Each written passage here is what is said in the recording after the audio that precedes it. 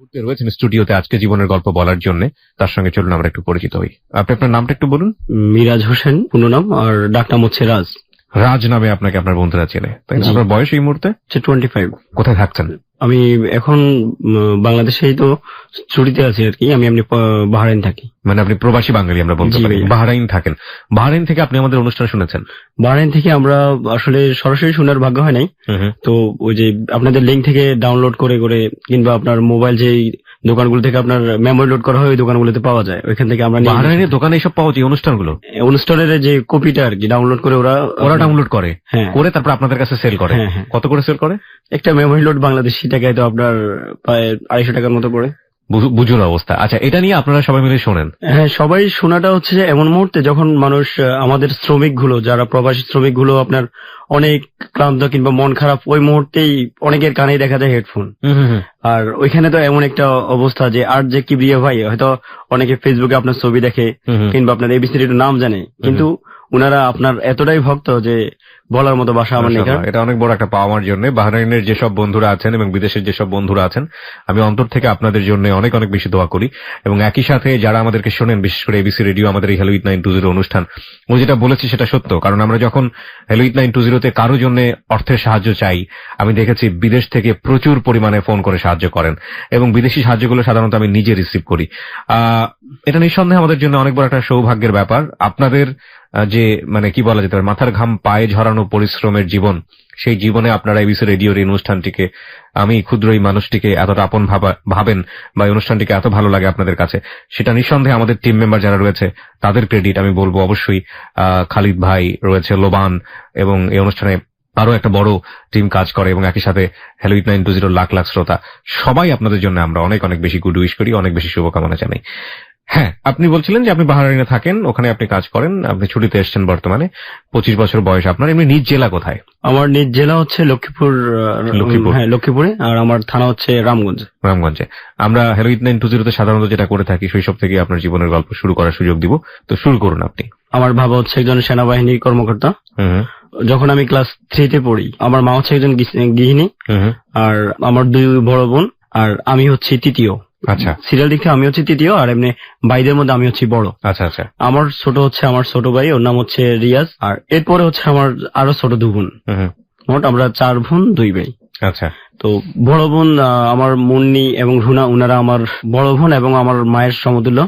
কারণ আমাকে আমার বোনেরাই অনেকটা কোলেপিটে করে মানুষ করেছে, আর আমার মায়ের সহায়ক আর কি। অনেক বেশি আমাকে ছোটকাল থেকে অনেক বেশি আদর করতো। আমি ভাই বড়র মধ্যে তো আমাকে অনেক বেশি স্নেহ করতো আমার ফ্যামিলি, আমার বোন বলেন, ভাই বলেন, আর মা বলেন, আর বাবা বলেন, সবাই ওদের অনেক আদরের সন্তান আমি। তো আমি পড়ালেখা প্রথম শুরু করি পাশের গ্রাম হচ্ছে ফতেপুর গ্রাম, ফতেপুর প্রাইমারি স্কুল থেকে। আমি ক্লাস 1 থেকে ক্লাস 5 এখানেই কমপ্লিট করি।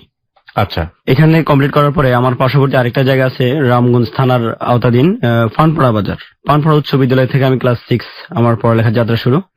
এখানে পড়ালেখা করছি। যখন আমি ক্লাস 6 উঠি তখন আমার বাবা রিটার্ন করে সেনাবাহিনী। হ্যাঁ, বুঝতে পেরেছি। সেনাবাহিনী থাকা অবস্থায় আমার বাবার একটা নির্দিষ্ট সীমিত বেতন পেত। ওই বেতনের মধ্যে আমাদের সীমিত ভাবে মানে নির্দিষ্ট ভাবে আমাদের চলতে হতো। তো উনি যখন সেনাবাহিনী থেকে শেষ করে আসছে, ওই মুহূর্তেই আমাদের যে পেনশনের টাকাটা উনি পাইছে, ওই টাকা দিয়ে আমাদের একটা দাদার বাড়ি ছেড়ে নতুন একটা জায়গা কিনে হয়, আর কিছু উনি পুঁজি দিয়ে একটা দোকান শুরু করে, মুদি দোকান যাকে বলা হয় আর কি আমাদের। আর এই দিকে থেকে আমার বাবা সেনাবাহিনী চাকরি ছেড়ে এখন একজন দোকানদার। আচ্ছা। আর আমার পড়ালেখা চলছে ক্লাস 6। আমার বড় বোন তখন ইন্টারে পড়ে। তো ওই ইন্টারে পড়া অবস্থায় আমার বড় বোনের বিয়ে হয়ে যায়। এরপরে এইটা যখন উঠি তখন আমার মেজ বোনের বিয়ে হয়ে যায়।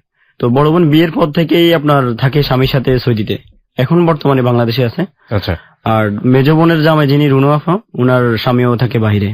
মোটামুটি একটা টিপটপ ফ্যামিলি বলা যেতে পারে। তবে আমরা অনেকটা আপনার অর্থনৈতিক ভাবে স্বাধীন না এই জন্য যে, কারণ আমার নিচে হচ্ছে আমার ছোট ভাই, ছোট 2টা বোন, আর আমার মা হচ্ছে একজন শ্বাসকষ্টের রোগী, যিনি হাঁপানি বলা হয় আর কি। তো আমার মা রোগী হওয়ার কারণে আমার আম্মার পিছনে অনেক টাকা ব্যয় হয় আমার বাবার মাসিক ভাবে। আর আমার পড়ালেখা চালানো নিয়ে আমার বাবা সত্যি অনেক কষ্ট করতেছে, কারণ বাবা যেটা দিচ্ছে নির্দিষ্ট ভাবে ওইটু ভাবে আমাদেরকে সুখে চলতে হয়। যখন আমি স্কুলে যেতাম তখন আমার বাবা আমাকে আমাদের বাড়ি থেকে স্কুলে যেতে আপনার 3 টাকা ভাড়া লাগতো, আমার বাবা আমাকে 5 টাকা দিত। 5 টাকা দিয়ে বলতো যে যাওয়ার সময় গাড়ি যাবি, নয়তো বা যাওয়ার সময় হাঁটে যাবি, আসার সময় গাড়ি আসবি। আর বাকি যেটা আপনার 2 টাকা থাকবে ওই 2 টাকা দিয়ে এবার তুই বিস্কিট খেয়ে নিস দুপুরবেলা, যেটা লেজার পিরিয়ড বলা হয় আর কি আমাদের। জি। আর মাঝে মধ্যে যখন আপনার টাকা নিয়ে একটু সমস্যা মানে চলতে অসুবিধা হয়, তখনই আমার সহায়ক হিসেবে কাজ করে আমার বড় বোন। উনি যখন যা পারছে উনার হাত খরচ থেকে উনি আমাদেরকে সহায়তা করছে। যাক, এরপরে আমি ক্লাস 10-এ যখন মেট্রিক পরীক্ষা দিই, তখন আমাদের ফ্যামিলি, আমার ভাই বোন যে নিচে যে আমার যে 2টো বোন ছিল, ওরা হচ্ছে মূলত জমজ টুইন। হ্যাঁ, ওরা একজন আমার ছোট বোন, ওর নাম হচ্ছে তামান্না সুলতানা, আর একজন হচ্ছে তানিয়া সুলতানা। তো তামান্না হচ্ছে আপনার জন্মগ্রহণের 1 ঘন্টা পরে তানিয়া জন্ম হয়েছে। তখন আমি যখন ক্লাস 10-এ, তখন আমার এই বোনগুলো ক্লাস 4-এ কিংবা 5-এ তখন পড়ে, আর আমার ছোট ভাইটা তখন ক্লাস 7-এ পড়ে। তো এই দিক থেকে এদের, আমার একটা ছোট ভাই হাই স্কুল, আমি মেট্রিক পরীক্ষার্থী, আর এর মাঝে হচ্ছে আপনার ছোট 2টো বোন। এ নিয়ে আমার বাবা খুবই কষ্টে, যেটা আমরা দেখি কিন্তু কিছু করার মতো থাকে না। টেনশনে থাকি যে মানে মাঝে মধ্যে কষ্ট পাইতাম টাকায়, কিন্তু তারপর বাবাকে বলার মতো সাহস পেতাম না। আচ্ছা, সব মিলিয়ে আপনার টান কিসের মধ্যেই যাক সুখের একটা পরিবারে ছিল। অভাব ছিল কিন্তু ভালোবাসা কারই কমতি ছিল না। তো যখন মেট্রিক পরীক্ষা দেওয়ার পর আমার মাথায় আসলো যে আমার বাবা এত কিছু করতেছে, আমার বড় বোন বিদেশ থেকে আমাকে বললো যে তুই মেট্রিক পরীক্ষাটা দেওয়ার পরে কাজ শিখে নে, আমি যদি সুযোগ পাই তাহলে আমি তোকে আমার কাছে নিয়ে আসবো। আচ্ছা, এই কথা বলছে। আর আমার মা তো পারে না, দেই সংসারের দিকে তাকে পারে না, আমার পরীক্ষার আগে আমাকে পাঠিয়ে দেয়। তখন আমার বোন বললো যে না, ওকে তো এভাবে পাঠানো যাবে না, যেকোনো একটা কাজ শিখে আসতে হবে প্রথমত। কাজ শিখার পরে এরপরে এখানে আসার পর আমরা সেটেল করতে পারবো। তো বোনের ইচ্ছা অনুযায়ী আমি মেট্রিক পরীক্ষা দেওয়া শেষ। আমার পরীক্ষার পরপরই আমার বাবা কি করলো, আমাকে নিয়ে ভর্তি করলো আপনার জাতীয় যুব উন্নয়ন কারিগরি ট্রেনিং সেন্টার আর কি, মাইদি শহরে।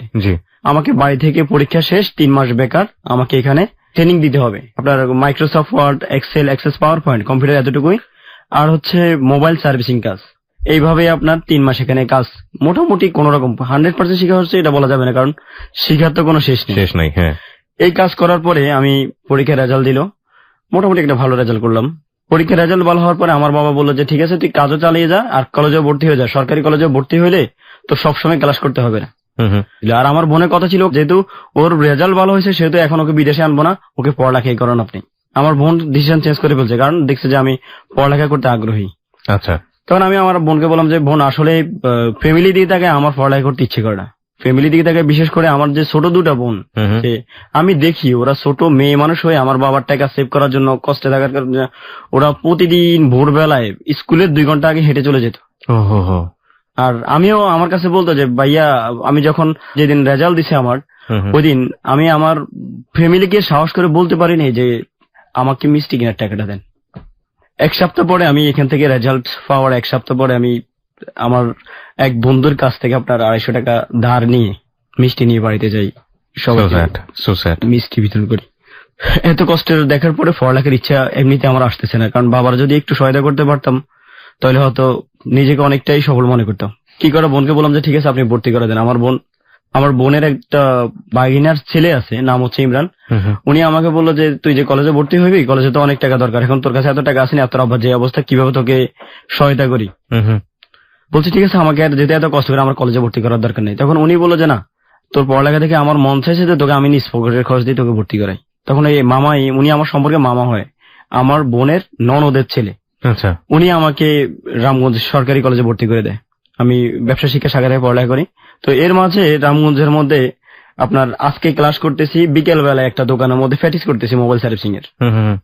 এইভাবে আজকে ক্লাস করছি, কালকে করছি না, আজকে করছি, পরীক্ষা অ্যাটেন্ড করতেছি, কাজও শিখতেছি, ক্লাসও করতেছি। এইভাবে দীর্ঘ 6 মাস যাওয়ার পরে আমার মোবাইলের দোকানের চাকরির অফার আসছে, সার্ভিসিং কাজের। আচ্ছা, চাকরির অফার আসছে। আর এখন চাকরি করতে হলে কি করতে হবে, একটা মোবাইল সার্ভিসিং মেকানিকের সর্বপ্রথম থাকতে হবে একটা কম্পিউটার। এখন চাকরি আমাকে অফার দেওয়া হয়েছে যে আপনার 8,000 টাকা বেতন দেওয়া হবে, আর আপনি কম্পিউটার যদি নিয়ে আসেন তাহলে কম্পিউটার সহকারে আপনি যদি আমাদের কম্পিউটার দিয়ে ইউজ করেন সেক্ষেত্রে আপনাকে 100% এর মধ্যে আপনাকে 40% দেওয়া হবে। আর যদি 50%, যেটা আপনার পার্সেন্টেজ হিসেবে কাজ বলা হয় আর কি, এখানে এক হচ্ছে কেউ বেতনে নিচ্ছে আর কেউ নিচ্ছে পার্সেন্টেজে। আর যদি আপনি কম্পিউটার নিয়ে আসি কাজ করেন তাহলে আমাদেরকে দিতে হবে 30%, 70% আপনার। আচ্ছা, এই কথা বলছি। আর মাকে, বাবাকে তো বলার মতো সাহস পাচ্ছি না। মাকে বললাম যে আম্মা, যে এখন কি করা, আমার তো কাজ শিখে হয়েছে, আর ফ্যামিলির যে অবস্থা, আমাকে একটা কম্পিউটার কিনে দেন, ব্যবস্থা করে দেন। তখন আমার আম্মা বললো যে কই থেকে দিমু বাবা, আচ্ছা ঠিক আছে তোর বাবারে বলি দেখি। তখন আমার বাবার বলছে, আর বাবা বলছে আচ্ছা ঠিক আছে আমি দেখি কতটুকু সহায়তা করা যায়।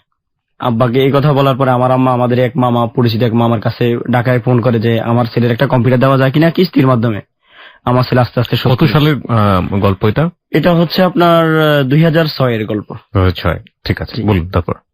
তো এই অবস্থার পরে আমার মামাকে যখন উনি আমার আপন মামা না, এমনি সম্পর্কিত আমার মায়ের পরিচিত, ওনার বাবার বাড়ি একজন ভাই, জি, তখন ওনাদের বলছে যে ন্যূনতম একটা কম্পিউটার দিতে হলে 45,000 টাকা দিতে হবে, যেটা তখন মার্কেট প্রাইস ছিল 33,000 টাকা।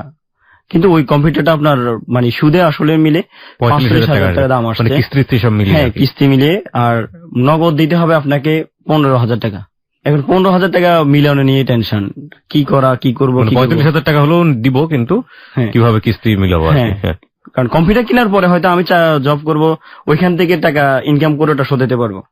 আমার শোধনের দায়িত্ব ছিল মাসে 8,000 টাকা করে। আচ্ছা, তখন আমি আমার বোনকে, যে বিদেশ আমার যে বোনটা থাকে, ওই বোনকে বললাম যে আফা যেভাবে হোক আমাকে একটু সহায়তা করেন। আপনি তো আমাকে অনেকেই আমার ফ্যামিলির সহায়তা করে, আমার বাবার সংসার চলতেছে না, ওই মুহূর্তে দেখেছে আমার বোনে 5,000, 2,000, 4,000 টাকা যতটুকু পরে দেয় দিক সহায়তা করে। তো আজকে বলছে বোন আমার এখন তো একটা কম্পিউটার দরকার, আমার যদি একটু সহায়তা করেন। আমার বোন আমার জন্য 6,000 টাকা দিছে। আচ্ছা, 6,000 টাকা দেওয়ার পরে আমার মা কি করলো, উনার কানের দুল বিক্রি করে দিছে, ওটা ছিল 3,000 টাকা এই কম্পিউটার কেনার জন্য। আর আমার বাবা অনেক কষ্ট করে আমাকে বলছে বাবা আমি তোর 1,000 টাকা দেওয়ার মতো ক্ষমতা আছে, আমার এর চেয়ে বেশি দেওয়ার মতো ক্ষমতা নাই। আমার বাবা 1,000 দিল, 10,000 টাকা। আমার একটা সাইকেল ছিল, ওটা বিক্রি করে দিলাম 1,800 টাকা, স্কুলে যাওয়ার জন্য পুরানো সাইকেল। এই 11,800 টাকা নিয়ে আমি ওই মামার কাছে ঢাকায় আসছি। উনাকে বলি না যে মামা আমি 15,000 টাকা নিয়ে আসতেছি, উনি মনে করছে আমি 15,000 টাকা নিয়ে আসতেছি। ঢাকায় আসলাম, আসার পরে মামার কাছে দেখা করলাম, দেখা করছে মামাকে বলছি মামা আমার কাছে তো আর নাই, আমি এতটুকু অনেক কষ্টে মিলে নিয়ে আসছি। আসার পরে আমার মা আবার উনাকে অনুরোধ করছে যে ভাই যেভাবে হোক একটু গরিবের দিকে লক্ষ্য করেন, কি করে এটা তো আপনাদের ভাগিনের মতো, একটু সহায়তা করেন। তো এই কথা বলার পরে যাক উনার দয়া হলো, 11,000 টাকা নিছে, আর 800 টাকাতে কোনো মতে ভাড়া দিয়ে আমি একটা কম্পিউটার নিয়ে আপনার বাড়িতে গেলাম। যাওয়ার পরে এটার উইন্ডোজ সেট আপ, গান টান ঢুকানো, ক্যাসেট কিনে এটার মধ্যে গান লোড করলাম। লোড করে ইনশাল্লাহ এর 4-5 দিন পরে আমি রায়পুর বাজার অনেক টেলিকম, ওই রায়পুরের মধ্যে ওটা সবচেয়ে সুনামধন্য সার্ভিসিং দোকান ছিল, ওর মালিক ছিল বিলাল ভাই। তো উনার দোকানে যাওয়ার পর উনি আমাকে বলল যে ঠিক আছে তুমি এখন থেকে, আমার তো 3টা সার্ভিসিং ম্যান কাজ করে, তুমি এই পাশে আবার টেবিল নিয়ে বসো, কাজ করবা, রাতের বেলায় কাজ করার পরে আমাকে টাকা দিয়ে যাবে। তো এখানে কাজটা তখন মোবাইলের চাহিদা ছিল, মোবাইলের সার্ভিসিং এর চাহিদা ব্যাপক ছিল এবং অল্পতেই আপনার অনেক বেশি বিল আসতো। এই মোবাইল কম্পিউটার দিয়ে সার্ভিসিং এর কাজটা আমি যাত্রা শুরু করি আর কি, ইনকাম পরিবারকে রক্ষার্থে। আর আমার বাড়ি হচ্ছে রামগঞ্জ, আমি সকালবেলা চলে আসি রায়পুর, এখানে আসি মোবাইল কাজ করে, রাতের বেলায় 9টা-10টার পরে আবার বাইরে যেতে হয় টেম্পু ধরে। এর মাঝে আমার কলেজে যাওয়া আসা মিস হচ্ছে ঠিক মতো। হ্যাঁ, কারণ কয় টাকা রোজগার হতো দিনে আপনার? কখনো 800, 1,000, 1200 সার্ভিসিং এর উপর নির্ভর। ভালো ইনকাম। অনেক সময় দেখা গেল যে রাবার দিয়ে ঘষা দিয়েও 500 টাকা রেখে দিচ্ছেন। এটা হয়।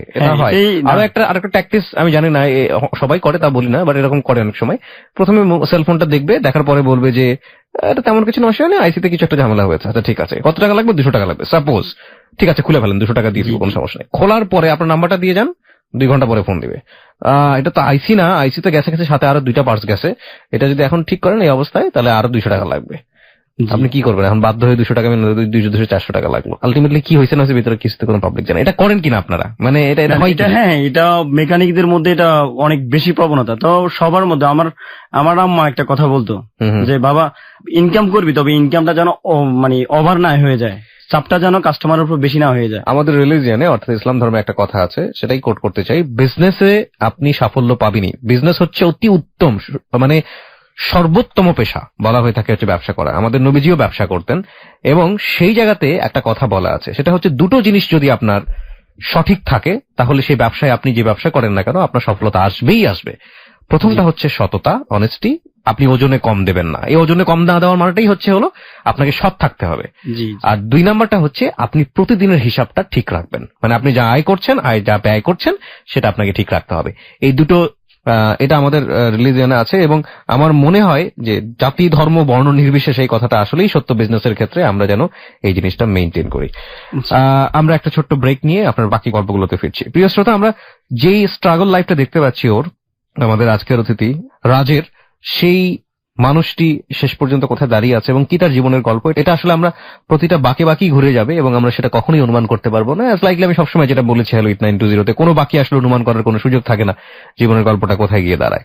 3 মিনিট পরে ফিরে আসছি ওকে দেখার জন্য কিংবা হ্যালো 8920 কমিউনিটির মেম্বার হওয়ার জন্য। আপনি চলে আসতে পারেন আমাদের ফেসবুক পেজে।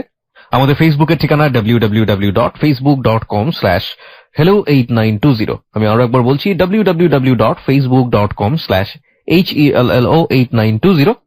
ওখানে গিয়ে লাইক দেবার সঙ্গে সঙ্গে আপনি হ্যালো 8920 মেম্বার হয়ে যাবেন। ফিরে আসছি ঠিক 3 মিনিট পর। Close up presents hello 8920। Close up, the closure the better. Close up presents hello 8920। Close up, the closure the better. আরো একবার স্বাগত। 3 মিনিট পর আপনি শুনছেন close up presents hello 8920 ABC radio FM 89.2 এ। আমি আরজি কিবরিয়া রয়েছে আপনার সঙ্গে রয়েছে আমার টিম মেম্বাররা খালিদ এবং লোবান এবং রাজ তার জীবনের গল্প নিয়ে আজকে আমাদের সাথে আছে। আপনি যদি রাজের মতো আপনার জীবনের গল্প আমাদের এখানে এসে বলতে চান সেক্ষেত্রে আমাদেরকে ফোন করবেন। আমাদের ফোন নাম্বারটি হচ্ছে 91156668। আরো একবার বলি 91156668 এবং আরো একটি নাম্বার 09613892892। যারা ফোন করেন তারা অবশ্যই নিজেদের নাম এবং আপনার নিজের ফোন নাম্বারটি স্পষ্ট করে উচ্চারণ করে বলবেন, নইলে আপনার জীবনের গল্প যত ভালোই হোক না কেন আপনার সঙ্গে আমরা যোগাযোগ করতে পারবো না। রাজ জি, যা বলছিলাম, তো আমি ওইভাবে সার্ভিসিং মোবাইলের মধ্যে কাজ শুরু করলাম। ইনকামটাও ভালো। ইনকামের মাধ্যমে আমার পরিবারের পরিবর্তন চলে আসছে ইনশাআল্লাহ। পরিবর্তন এই জন্য যে এখন আমি দৈনিক যখন কাজে বের হই, যাওয়ার সময় আমার বোন ছোট বোন দুইটার হাতে 30 টাকা 40 টাকা দিয়ে যাচ্ছে এবং ছোট ভাই যেটা ওটাকে দিয়ে যাচ্ছে আপনার 20 টাকা 30 টাকা, এটা তাকেই। আর সংসারের যে বাজার খরচ, আমি আব্বাকে বললাম যে আব্বা এতদিন আপনি কষ্ট করছেন, এখন থেকে আমার দায়িত্ব। তো দায়িত্বটা ওই দায়িত্বটাই আমার বোনে বলছে না নেওয়ার জন্য, যে তুই যেহেতু পড়ালেখা করতে চাস, বড় হতে চাস, সেহেতু আমি এটা নিব। তখন এই কথার প্রতিবাদ করছিল আবার আমার মা, যে তুই কি বলিস, আমার ছেলে আমার সংসারের দায়িত্ব নিব, তুই এটা মেনে নিতে পারতেছিস না। তো আমার বোন বললো যে ও যদি এই বয়সে ইনকামের দিকে ঝুঁকে যায় তাহলে ওর ভবিষ্যৎটা তো অন্ধকার, পড়ালেখা করতে পারবে না। তখন আপনি এসএসসি পাস করেছেন? এসএসসি পাস করে কলেজে ভর্তি, হ্যাঁ কলেজে রানিং। ওই মুহূর্তে পায় আপনার 1 বছর শেষ অবস্থা। জি, বোনের কথা মতো বোনে বললো যে তুই যদি সংসার হাল ধরাস ভাই আর এখান থেকে আর বের হতে পারবি না, তুই পরীক্ষাটা দে আগে। হ্যাঁ, প্রথম বছরে যে পরীক্ষাটা, বোনের কথা মতো পরীক্ষা দিলাম। কাজ কয়দিন বন্ধ রেখে যেদিন পরীক্ষা ছিল ওই দিন পরীক্ষা শেষ করে চলে যেতাম কাজে, আবার আসতাম। এর মধ্যে পড়ালেখাটা হয়তো ভালোভাবে হয়নি, কিন্তু মোটামুটি কোনো নাম মতরে পাশ করে আপনার পরবর্তী বছরে যাওয়ার মতো আমার সুযোগ হলো। তো এইভাবে চলছিল আমার সংসার। এর মাঝে আমি ছোটখাটো একটা ডিবিএস করি, বলতে বাজারে একটা ব্যবসায়িক সমিতি আছে, আমার মনে হয় আপনি জানেন, যে প্রতিদিন একটা কালেকশন জমানো। তো আমি এইভাবে ওই দোকানে যখন কাজ করতাম, কাজের টাকা থেকে 500 টাকা রেখে দিতাম জমা। আর কি করতাম, যে কম্পিউটারের যে মাসিক কিস্তি, ওই কিস্তিটার হার অনুযায়ী আলাদাভাবে রেখে দিতাম। 500 টাকা দিতেন মানে কি প্রতিদিন 500 টাকা দিতেন? হ্যাঁ, ইনকাম তো তখন একটু ভালো ছিল, কারণ মোবাইলে তখন আপনার সার্ভিসিং একটু জমজমাট ব্যবসায় যাচ্ছে। প্রতিদিন 500 টাকা তো অনেক টাকা। হ্যাঁ, প্রতিদিন 500 টাকা করে জমা, কারণ আমার ইনকাম মাঝে মধ্যে এমন হতো যে 2000-3000 ওভার হয়ে যেত প্রতিদিন। কারণ আমার সার্ভিসিং এতটা আপনার কাস্টমার ছিল, কারণ তখন অনেক এভেলেবেল, এখনকার মতো এভেলেবেল সার্ভিসিং দোকান ছিল না। তখন অনেক দূর থেকে একটা মানুষ মোবাইল ঠিক করার জন্য এই টাউনে আসতো। আচ্ছা আচ্ছা। আর ওই সুযোগ আপনার তখন মানুষ অনেক বেশি বুঝতো না, আমরা বিল যেটা বলতাম সেটাই সঠিক। এরপরও যাওয়ার সময় বরঞ্চ আর বকশিসও পাওয়া যেত, যে হ্যাঁ ভাই আমার মোবাইলটা ঠিক হয়েছে, এটাই আমি ধন্য, আপনার কত টাকা বাড়াই দিলাম। হ্যাঁ, এইভাবে যখন আপনার ভালো অবস্থান আমি দেখলাম, আমি চিন্তা করলাম যে আজকে যদি আমি প্রতিদিন 30 টাকা শতে দিয়ে দিচ্ছি, যদি আমার নিজের একটা দোকান হতো তাহলে আমার তো মনে হয় আমার ইনকামটা আরো বাড়তো। 100 টাকা 30 টাকা শুধুমাত্র দোকানের জায়গার জন্য দিতে হয়। হ্যাঁ হ্যাঁ। তো এর মাঝে সব মিলে আমি আল্লাহর রহমতে আমার মায়ের দোয়ার বর্তে, বাবার দোয়ার বর্তে আমি ভালোই আছি। এর মাঝে আপনার মোটামুটি আমার কিস্তিও চলতেছে, সংসারও চলতেছে, আমার টাকাও জমা হচ্ছে। আমি ঠিক বুঝলাম না এখানে কম্পিউটারের ফ্যাক্টটা কি? কম্পিউটার ফ্যাক্টটা হচ্ছে যে আপনার গান লোড করা, ওই গান লোড করার জন্য কম্পিউটার। আচ্ছা, হ্যাঁ বলুন। আর মাঝে মধ্যে আপনার যে মোবাইল গুলো ফ্ল্যাশ দিতে হয়, ওই ফ্ল্যাশ গুলো সফটওয়্যার কম্পিউটার থেকে করতে হয়। হ্যাঁ, এই কাজ করতেছি। এর মধ্যে আমার কয়েকজন আবার 2জন স্টুডেন্টও তৈরি হয়ে গেছে। স্টুডেন্ট কি কাজ শিখতে আসছে, কাজ শিখার বিনিময় হচ্ছে কি 25,000 টাকা, যে আপনি 25,000 টাকা দিবেন, আপনার ছেলে কাজ শিখবে, এখানে আমার সাথে থাকবে, আমার হেল্পারের মতো কাজ করবে। প্রথমে যখন আসবে তখন দিতে হবে 10,000 টাকা, পরবর্তী মাসে দিতে হবে 10,000 টাকা। 3 মাস মানে 3 মাসে কোর্সে আমরা কাজটা শিখেতাম, আর পরবর্তী মাসে দিবেন 25,000 টাকা। আর এই জন্য ওই যে কাজ শিখবে তাকে তার নিজস্ব যন্ত্রপাতি কিনে নিতে হবে। আমি আমার যন্ত্রপাতি দিয়ে আপনার ছেলেকে কাজ শিখাবো না। এই সিস্টেমে আমি 2টা ছাত্র কাজ শেখানো শুরু করলাম। আমার ইনকাম এদিক থেকে আরেকটু বেড়ে গেল। ওকে। আমার বাবা যখন দেখছে আমার ইনকামটা ভালো, আমার বাবা কিছুটা নিজে হাল ছেড়ে দিছে যে আমার ছেলে তো এখন আমার বাবা আগে যে দোকানের মধ্যে যেরকম মন দিত, কিন্তু এখন দোকান থেকে ওইরকম মন দিচ্ছে না, যে এত কষ্ট করতেছি, এখন আমার ছেলে তো মোটামুটি স্বাবলম্বী। তো এই কথা বাবা যখন আমি আমার মাকে বললাম যে ঠিক আছে আব্বার এখন নেন, যে আমার ইনকাম তো ভালো আছে, আব্বাকে বলেন যে এত কষ্ট করার দরকার নেই, উনাকে বলেন যে বাড়ির পাশেই বাড়ির আমাদের নতুন যে বাড়িটা করছে ওইখানের মধ্যে কিছু একটা করতে বলেন। আমি আমার বাবাকে বললাম বাবা আপনি ইয়ে করেন, দোকানের মধ্যে হয়তো আমার কাছে যে কিছু টাকা জমানো হচ্ছে অলরেডি, আপনি এখান থেকে নিয়ে কোন একটা কিছু করেন। তখন আমার বাবা বললো যে আমি আর এই বয়স আর কি করবো, তুই যদি চাস তো তুই নিজে কিছু একটা কর। ওকে। এইভাবে কাজ করার দীর্ঘ 6 মাস কিংবা 8 মাসের পরেই আমি আমার যে টাকা জমা হয়েছে ওই টাকা আমার 95,000 টাকা জমা করছি আমি। বাহ, এর মধ্যে কি কম্পিউটারের ধার দেনা শোধ? হ্যাঁ, কম্পিউটার কিস্তিও শেষ। আমি এখন যেটা আছে আমার একটা পুরোটাই আমার চালান, লাভের মধ্যে আমি আছি। কি করলাম, এখন একটা দোকান নেওয়ার জন্য আমি ভিতরে ভিতরে অনেক চেষ্টা করতেছি, কাউকে বলা সাহস পাচ্ছি না। আমাদের রামগঞ্জ বাজার একটা ছোট্ট, যে আপনার আমাদের যে ঢাকা শহরের গলির মধ্যে ছোট চায়ের দোকানগুলোর মতো ছোট্ট একটা রুম, মানে এই দোকানটা কেউ ভাড়া নেয় না। এটা এক ধরনের ময়লা স্তূপ, এখানে মানুষ আসে সব ময়লা পেলে আর কি। তো আমি ওই মালিকের কাছে গেলাম যে ভাই আপনার এই দোকানটা তো উপরে টিন, আপনি এই দোকানটা আমাকে ভাড়া দিবেন কিনা। উনি আমাকে বললো যে এটার অ্যাডভান্স 40,000। তখন আমি চিন্তা করলাম যে আমার টাকার সাথে মোটামুটি এটা আল্লাহ রহমতে হয়তো মিল আছে। আর ডেকোরেশন লোকের সাথে কথা বললাম যে ডেকোরেশন কত হবে। উনি আমাকে বললো যে মিস্ত্রি আমাকে বললো যে ডেকোরেশন করতে চাইলে আপনার এখানে 20,000 টাকার মতো খরচ আছে। আচ্ছা, সব মিলিয়ে দেখলাম যে দোকানটা নেওয়ার মতো উপযোগী, তবে আমি ভালোভাবে সামান নিতে পারবো না। এই ছিল আমার মাথায় টেনশন। কি হতে পারবেন না? ওই যে মোবাইলের যে অ্যাক্সেসরিজ আইটেম গুলো, কভার, ক্যাসিং, প্যাকেট, এগুলো আপনি দিতে পারবেন না, কারণ এগুলো প্রথম পর্যায়ে আপনি কিনতে ওই সামর্থ্য নাই। আচ্ছা, আমি কি করলাম, বোনকে আবার ফোন দিলাম। বোনটা আমার সফলতায় দেখে মোটামুটি খুশি, যে না ওকে আসলে একটা কিছু দেওয়াতে আজকে এতটুকু আসছে, আরেকটুকু আরেকটু ভালো করবে। জি। তো ওই মুহূর্তে আমি দোকান নেওয়ার জন্য আমার মাকে বলতেছি, মা আমি চেষ্টা করছি একটা দোকান নেওয়ার জন্য। তো আমার মা বললো যে যদি নিতে পারো তত ভালোই, ওই লোকের টাকাগুলো দেখা থেকে বাঁচা যায়। তখন এই দোকানটাই আমি কথাবার্তা বলে ডিট করে দোকানটা নিয়ে নিলাম। আচ্ছা, নিয়ে ওই দোকান থেকে চাকরি ছেড়ে দিলাম। এই দোকানটা কাজ কমপ্লিট করে এই দোকানটা উদ্বোধন করলাম। উদ্বোধন যখন করি, করতে গিয়ে আমার বোনের সহায়তা 40,000 টাকা। এক সময় কিন্তু আমার বোন 6,000 টাকা দেওয়ার সময় আমাকে চিন্তা ভাবনা করে দিচ্ছে যে ওর টিকিট টাকা নষ্ট করে ফেলে নাকি বাচ্চা মানুষ যায় কি করে না করে। সেক্ষেত্রে এখন আমার ওই কর্মকাণ্ড দেখে আমাকে 40,000 টাকা উনি চালান বাড়িয়ে দিচ্ছে। এই চালান দিয়ে আমি মোটামুটি কম্পিউটার এবং দোকানে বসছি, এবং যেই মামার কাছ থেকে কম্পিউটার এর আগে নিছি উনাকে বলে উনার কাছ থেকে আরেকটা কম্পিউটার কিস্তিতে নিলাম। আমার কম্পিউটার দুটো, আমি একজন, আর আমার 2টা স্টাফ যারা আপনার কাজ শিখে আর কি মোবাইল দোকানে। এই নিয়ে চলছিল আমার খুবই ভালো। মোটামুটি আপনার প্রথম মাসে আমার যে ইনকামটা সেটা ছিল দোকানের সর্বশেষ খরচ বাদ দিয়ে আমি 45,000 টাকা ইনকাম করি এই মাসে। বাহ বাহ বাহ। তবে এই লাইনের মধ্যে আপনার টাকাটা ইনকাম করাটা যত সহজ, কিন্তু আপনার খরচ কিভাবে হয়ে যায় সেটা আবার মানে যখন মাসে দেখি ইনকাম করি, কিন্তু টাকাটা গেল কোথায়? আমি তো সিগারেটও খাই না আর কোনো বাজে নেশা নেই, কিন্তু তারপরও টাকাটা পাওয়া যায় না, খরচ হয়ে যায় ব্যাপক। তো এই অবস্থার পরে আমার অবস্থাটা যখন ভালো হলো, এরই মধ্যে আমার মা উনি হঠাৎ করে উনার জন্ডিস এত অবস্থা খারাপ উনার যে চোখ মুখ হলুদ হয়ে গেছে। কি করা, মাকে ডাক্তার দেখানোর জন্য আমরা যে আমার পার্শ্ববর্তী যে পারিবারিক স্বাস্থ্য ক্লিনিক, যেটা সরকারি হাসপাতাল যাকে বলা হয়, ওইখানে নিয়ে গেলাম আমার মাকে। প্রথমে মার অবস্থা দেখে ডাক্তাররা বলে যে উনি জন্ডিস হয়েছে। জন্ডিস হওয়ার পর আপনি রক্ত পরীক্ষা করেন। রক্ত পরীক্ষা করতে গেলাম আমাদের পার্শ্ববর্তী একটা ডায়াগনোস্টিক সেন্টারে। ওইখানে যাওয়ার পর রক্ত পরীক্ষা করে ডাক্তাররা 3 দিন হাসপাতাল রেখে আমাকে বলতেছে যে উনার ব্লাড ক্যান্সার, উনাকে আর আপনারা নিয়ে কোনো লাভ নাই, উনার জন্য চিকিৎসা করে টাকা নষ্ট করার দরকার নাই, আপনার মা আর বাঁচবে না। ও মাই গড, সপ্তাহখানিক। ও মাই গড। আমার ব্যবসাও ভালো, এর মাঝে মায়ের এমন ঘটনা। সুখের লাগিয়া এ ঘর বাঁধিনু অনলে বুড়িয়া গেল। যদিও কথাটার পুরোপুরি অর্থ ওর ঘটনার সাথে ম্যাচ করবে না, কিন্তু একটা বিষয় এটা ঠিক যে যখন মানে এত টানাপোড়েনের মাঝেও একটা আলোর মুখ দেখালো, সেখানে মানে মেঘনা চাইতে বজ্রের মতো আরেকটা নিয়তি, চরম নিয়তি। বলুন তারপর। এখন মাকে নিয়ে আমার বোন তো বিদেশ, বড় বোন তো আপনার ওইখান থেকে কিছু করতে পারছেন, তবে মার জন্য সারাক্ষণে কান্নাকাটি করতেছে, ফোন করতেছে, কথা বলতেছে, আমাদের সাথে কথা বলছে। আমি আর আমার মেজো বোন, ছোট ভাই তো পড়ালেখা। আর ওই মুহূর্তে আমার ছোট বোন 2টার পরীক্ষা চলতেছে, সে যেটা মাসিক যে আপনার সেমিস্টার পরীক্ষা যেটা আর কি। ওকে। তো ওরাও এদিক দিয়ে সময় দিতে পারতেছে না, এর মধ্যে মা নেই, ওদের খাওয়া দাওয়ার অসুবিধা হচ্ছে। আর আমার মেজো বোন, ওর তো একটা বাচ্চা আছে, ওর আমাদের বাড়ি থেকে 5 কিলোমিটার দূরে ওর বাড়ি, তবে হসপিটালের পাশেই। আচ্ছা। তো ওই এইদিকে মাকে ভর্তি করার কারণে ওই আসি মাকে খাওয়া দাওয়া দিয়ে যাচ্ছে। আর আমি তো মানুষ একজন, একদিকে দোকান, ছোট ভাই হচ্ছে পড়ালেখা, আর আমি মাকে নিয়ে দৌড়াদৌড়ি করতেছি, আসপাতাল যাচ্ছি আর আসতেছি। তখন আমার কাছে যে টাকা, আমি যে টাকা ইনকাম করি, আমি এদিক থেকে কখন টেনশন করতাম যে আমার মায়ের জন্য টেনশন করতে হবে।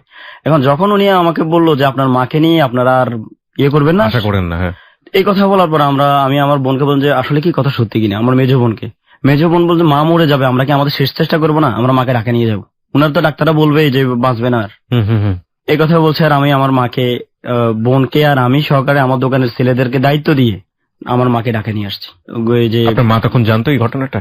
মাকে তো বলেননি যে ডাক্তার এরকম বলেছে? না, মাকে তো বলা সম্ভব না। মা তো এমনি তো উনি কথাই বলতে পারে না, কারণ উনার চোখ মুখ এতটাই হলুদ, আর হচ্ছে উনি একজন হাঁফানি রোগী, প্রতি সাথে উনার একটা এজমাসও লাগে, ওই যে ইনহেলার, হ্যাঁ উনার এগুলো লাগতো সবসময়। এর মাঝে মার এই অবস্থা। আর আমার বাবা তো হচ্ছে নিরুপায়। আমার বাবা নিরুপায়তা দেখে আমার বাবা চুপচাপ, মানে উত্তরও দিচ্ছে না, মানে কোনো উনার কার্যক্রম আগাচ্ছে না। কারণ উনি কি করবে, উনার অমন সমর্থ নেই যে আমার মায়ের চিকিৎসা করবে। যাই হোক, আপনার বোন বললো যে ঢাকায় নিয়ে এসে কিছু একটা করে। কারণ আমার বোনের আবার আমাদের চেয়ে একটু আর্থিক অবস্থা ভালো, কারণ ওর স্বামী বিদেশ থাকে। মাকে নিয়ে চলে আসলাম ঢাকায়। ঢাকা আসার পরে শাহাবুদ্দিন মেডিকেল কলেজ, আপনার যে কলেজটা, এখানে নিয়ে আসার পরে উনাকে 3 দিন এখানে রাখার পরে বিল আসছে আপনার প্রায় 17,000 টাকার মতো।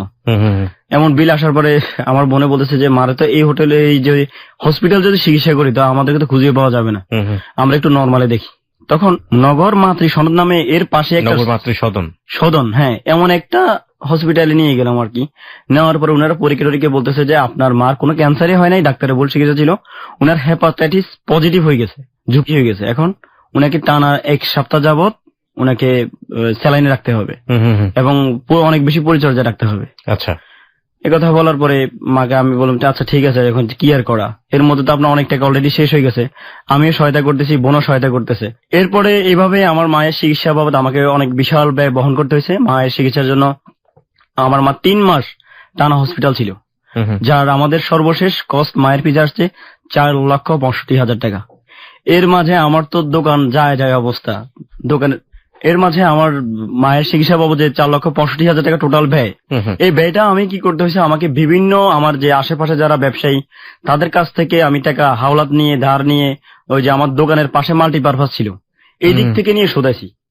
আমার বড় বোনের সহায়তা করছে 50,000 টাকা, আমার মেজ বোন সহায়তা করছে 40,000 টাকা মায়ের এই চিকিৎসার মধ্যে। আর পুরো টাকার দায়ভারটাই আমার কাঁধে।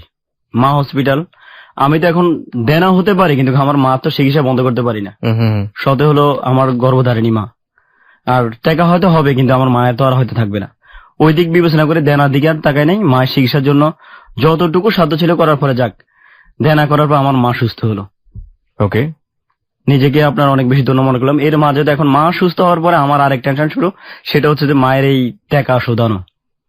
এই নিয়ে আমাকে কখনো আপনার এত কষ্টে এত টেনশন থাকতে হইতো যে টেনশন নিয়ে কখনো মোবাইল সার্ভিসিং কাজ করা যায় না। রাইট, টেনশন নিয়ে মোবাইল সার্ভিসিং কাজ করা যায় না। এর মাঝেই দেনা পাওনা নিয়ে আমি দীর্ঘ 6 মাস যাবত অনেক কষ্ট পাই। এরপরে সর্বশেষ মায়ের দেনাও শোধালাম। চলছে আমার এইভাবেই জীবনটা। মোটামুটি কাজ করে আপনার এক পর্যায়ে আসি, আমি বিদেশের জন্য যাওয়ার চিন্তা ভাবনা করলাম মোবাইল কাজের উপর। বিদেশে লাইন দিব। এর মধ্যে আরেকটা কথা, এর মধ্যে আমার বোন তো আপনার যেটা ছোট 2টা আর কি, এর মধ্যে একটার বিয়ের প্রস্তাব আসতেছে, আর একটু ও ক্লাস 10-এ উঠে আসছে, আমার সংসার যেভাবে চলতেছে ওর বিয়ের জন্য আসছে। এখন ওকে বিয়েও দিতে হবে, ওই দায়িত্বটা আমার, মানে ওর ফ্যামিলির এক কথা শেষ, ফার্নিচার যা কিনতে হয় সবই আমারকে বহন করতে হয়, যেটা আমার জন্য, আমি মানুষ ছোট হিসাবে আমার অনেক বেশি চাপ হয়ে গেছে। যা কোন রকমই ইনশাআল্লাহ আল্লাহর সব দিক মিলিয়ে ভালোভাবে যাচ্ছি। এরই মাঝে আমার সাথে 2000 এভাবে জীবন কাটানো 2012 সন, তখন আমি আমার দোকান এক পর্যায়ে বিক্রি করে দিলাম বিদেশ যাওয়ার উদ্দেশ্যে। বিক্রি করে যে টাকাটা ছিল বিদেশ যাওয়ার জন্য, ভিসার জন্য আমার দোকান বিক্রি করে আমার টোটাল চালান ছিল 2,45,000 টাকা। এই বিদেশে আপনি কার থ্রুতে যাচ্ছেন? বোন? না, আমার বোনের মাধ্যমে না। তাহলে আমি যাচ্ছি আমার আপনার একজন পার্শ্ববর্তী বাড়ির এক ভাইয়ের মাধ্যমে, নিজের উদ্যোগে। যে বিদেশ নাকি মোবাইলের চাহিদা। আপনি ফ্যামিলির সাথে পরামর্শ করে করেছেন? ফ্যামিলির সাথে পারমিশন ছিল? ফ্যামিলি পারমিশন ছিল যে হ্যাঁ, বিদেশে মোবাইল সার্ভিসিং ব্যাপক চাহিদা, বাংলাদেশ থেকে অনেক বেশি ভালো ইনকাম। এ নিয়ে যখন বিদেশে লাইন দিতে গেলাম, এরই মাঝে আপনার লাইন আজকে হচ্ছে কাল হচ্ছে না, অনেক দিন আমি দীর্ঘ 2 মাস যাবত প্রায় বেকারের মতো। আচ্ছা, কি করলাম, বেকার তো বসে থাকা নাই, যখন যদি চাকরি হয় তা চাকরি আপাতত ভিসা হোক, আমি আপাতত একটা জব নিলাম। জবটা হলো কি, একটা কম্পিউটার কোম্পানির সেলসম্যান। আমি মোবাইল কোম্পানির সেলসম্যান। ওকে, হ্যাঁ, আমাদের পার্শ্ববর্তী লক্ষ্মীপুর সদরে যারা পাইকারি সেল দেয় আর কি, ওদের দোকানে সেলসম্যান, কারণ ওনাদের সাথে আমার সাথে মোবাইল দোকান অবস্থায় ভালো পরিচিতি ছিল। আচ্ছা আচ্ছা। ওই দিক থেকে আমি ওই চাকরিটা পাই। চাকরিটা করতেছি, আমার বেতন ধরছে তখন 12,000 টাকা। এর মধ্যে আপনার সেলের উপর কমিশন আছে, যে কমিশন দিয়ে ভালো চলছিল। একদিন আমি সেল করতে গিয়ে আমার সাথে আমি গেলাম নোয়াখালী মাইজ দিতে। ওই দায়িত্বটা ওই ডিস্ট্রিক্টটা আমার দায়িত্বে ছিল। বিকেল বেলায় নাম হচ্ছে সৌদিয়া হোটেল। ওই সৌদিয়া হোটেলটা তখন নোয়াখালী মাইজ দিতে প্রথম চালু হয়, নতুন হোটেল। তো আমার যারা আমার সাথে আমার কাজ করে, আমার বন্ধু বান্ধব, ওরা বলতেছে চল আজকে এই হোটেল যাই নাস্তা করি। গেলাম নাস্তা করতে, তখন বিকেল 5টা বাজে। নাস্তা করতেছিলাম, নাস্তা করতে বসছি, করতেছি, এমনই মুহূর্তে আমাকে ওয়েটার আসি বলতেছে যে ভাই একজন মহিলা কেবিন থেকে বসে বসে আপনার ছবি তুলতেছে। তখন আমি বলছি আমার ছবি তুলছে। আমি একটু হাসি উঠছে যে আমার ছবি তুলতেছে, এমন লোক কে আবার? তাই বলছি কে? বলতেছে ওই যে ওই কেবিনের মহিলাটা আপনার ছবি তুলতেছে। আমি ওকে জিজ্ঞেস করলাম আচ্ছা ঠিক আছে, হয়তো মহিলা আমাকে চিনে, নয়তো আমার ছবি তুলবে কেন এত লোকের মধ্যে থেকে। কিছুক্ষণ পরে আমি নাস্তা করছি, আমার নিজে ছবি তুলুক না যাই করে ওটা উনার ব্যাপার, আমি আমার নাস্তা করতেছি। উনি হঠাৎ করে উঠে আসে বলতেছে যে কেমন আছো রাজ? হঠাৎ করে উঠে এসে বলছে কেমন আছো রাজ? মেয়েটাকে আপনি চিনেছেন? না, মেয়েটা না, উনি একজন মহিলা। মহিলাকে আপনি চিনেছেন? না, চিনি নাই। প্রিয় শ্রোতা, আমরা এই জায়গাটা একটা বিরতি নিতে চাই, ছোট্ট একটা ক্লাইম্যাক্স, এবং এই ক্লাইম্যাক্সের ব্যাপারটা পরিষ্কার হবে ঠিক রাত 12:06। আমরা ফিরে আসবো রাত 12:06। আপনারা সবাই শুনছেন ক্লোজ আপ প্রেজেন্স হ্যালো 8920। আজকে রাজ রয়েছে তার জীবনের গল্প নিয়ে। সবসময় বলে থাকি কোনো বিরতিতেই আসলে আপনি অনুমান করতে পারবেন না এর পরের বিরতি কোথায় আমরা নিব, এবং কিংবা এর পরে ফিরে এসে আপনাকে আমরা কি শোনাবো, কারণ জীবনের গল্পগুলো এরকমই হয়। এর সাসপেন্স বলেন, ক্লাইম্যাক্স বলেন, এবং এন্টারটেইনিং বলেন, হোয়াট এভার ইট ইজ, এটা কোনো কিছুর ধার ধারে না। জীবনে যা ঘটে, যৌক্তিক কিংবা অযৌক্তিক, তা অকল্পনীয়, এবং সেই অকল্পনীয় জীবনের গল্পগুলি আমাদের এখানে পরিবেশিত হয়। সেই জীবনের গল্প নিয়ে আজকে রয়েছে এখানে রাজকে দেখার জন্য চলে আসতে পারেন আমাদের ফেসবুক পেজে, এবং একই সাথে আপনি এই পেজটিতে লাইক দিয়ে হয়ে যেতে পারেন আমাদের হ্যালো 8920 বিশাল কমিউনিটি মেম্বার। আমাদের ফেসবুকের ঠিকানা www.facebook.com/hello8920। আমি আবারও বলছি www.facebook.com/hello8920। ওখানে গেলে আপনি লাইক বাটনে ক্লিক করলেই আপনি হ্যালো 8920 মেম্বার হয়ে যাবেন। এবং খেয়াল রাখবেন, পেজটি আছে আরজে কিবরিয়া নামে। এই পেজটিতে আমাদের 11 লাখ কমিউনিটি মেম্বার রয়েছে, প্রায় 11 লাখ কমিউনিটি মেম্বার। ফিরে আসছি ঠিক রাত 12:06।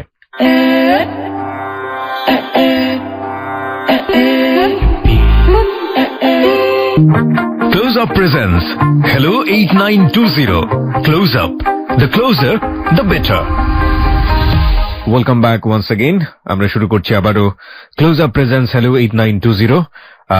12:06 হচ্ছে সময়। সংবাদের পর সবাইকে আরো একবার আমন্ত্রণ। আমি আরজে কিবরিয়া রয়েছে আপনার সঙ্গে অবশ্যই, এবং আমার সঙ্গে রয়েছে আমার টিম মেম্বাররা, খালিদ রয়েছে, লোবান রয়েছে, এবং আজকে জীবনের গল্প বলছি এখানে রাজের কাছে ফিরতে চাই। তবে তার আগে আপনাকে বলছি, ওকে দেখার জন্য কিংবা ওর সাথে সরাসরি যোগাযোগ করার জন্য, ওকে ফ্রেন্ড রিকোয়েস্ট পাঠানোর জন্য চলে আসতে পারেন আমাদের ফেসবুক পেজে। আমাদের ফেসবুকের ঠিকানা www.facebook.com/hello8920। আরো একবার বলি, www.facebook.com/hello8920। যারা আমাদের এখানে এসে জীবনের গল্প বলতে চান তারা বলছি ওখানে পেজে গিয়ে লাইক দেবার সঙ্গে সঙ্গে আপনারা হ্যালো 8920 মেম্বার হয়ে যাবেন, এবং এখান থেকে ইনবক্সেও আপনারা চাইলে আমাদেরকে স্টোরি লিখে পাঠাতে পারেন।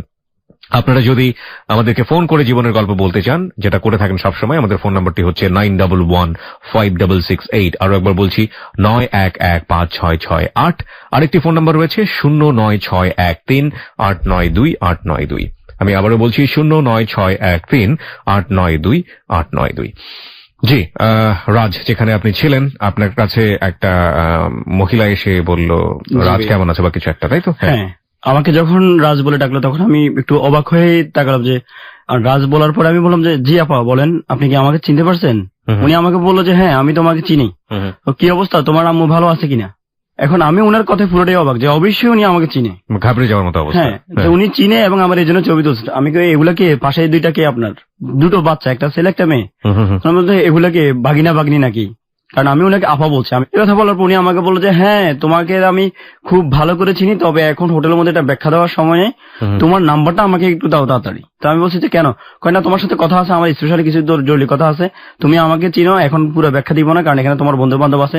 তো আমি বলছি আচ্ছা ঠিক আছে আমি দিব, আপনি একটু ওয়েট করেন, আমি আমাকে বুঝিলে আপনি কে। একথা বলছেন। উনি কেবিনে যাই বসলো, আমাকে ডাক দিলে আমি উনার পাশে কেবিনে যাবো, মানে উনি এই পাশে আমি এই পাশে একই কেবিনে, এবং পাশেও দুটো বাচ্চা। ওই দুটো বাচ্চার নাম হচ্ছে, আমাকে বললো যে এ হচ্ছে নাবিলা, এ হচ্ছে নাহিয়ান। আমি বলছি যে কেমন আছো মামা, ভালো আছো? হ্যাঁ ভালো। আমি বলছি আচ্ছা কি খাবেন আপনারা বলেন। যেহেতু একজন আমাকে চিনে, আমার পরিচিত, আমি নাস্তা করতেছি, আমি তো ওনাকে না বলে পারতেছি না। কি খাবেন বলেন। উনি আমাকে বললো যে আমি তো আসলে খেতে আসি নাই, নিতে আসছি, কারণ তোমার আঙ্কেল বাসায়, আর তোমাকে এত ব্যাখ্যা এখন দিব না, কারণ তুমি শুনলে অবাক হয়ে যাবে আমার পরিচয়। আমি তোমাকে অবাক করবো না, এই জন্য তুমি নাম্বারটা আমাকে দাও, আর আমি খাবার নিয়ে যাব বাসায়। আমি বলছি কি খাবেন, কারণ আমি খাচ্ছি গ্রিল, উনাকে আমি গ্রিলের অর্ডার দিতে, তখন বললো ঠিক আছে আপনি তাহলে গ্রিল খান। এই কথা বলে আমি উনাকে ফুল একটা গ্রিল আপনার নিয়ে, এবং আরেকটা বক্সের মধ্যে ওই ওয়েটারকে বলে রুটি দিয়ে উনি নিয়ে গেল বাসায়। আমার নাম্বার ছিল, আমি নাম্বারটাই দিয়ে দিলাম, উনি চলে গেল। নাম্বারটা আপনি নিলেন না? না না, আমি তো উনার এত গুরুত্বপূর্ণ মনে করি নাই।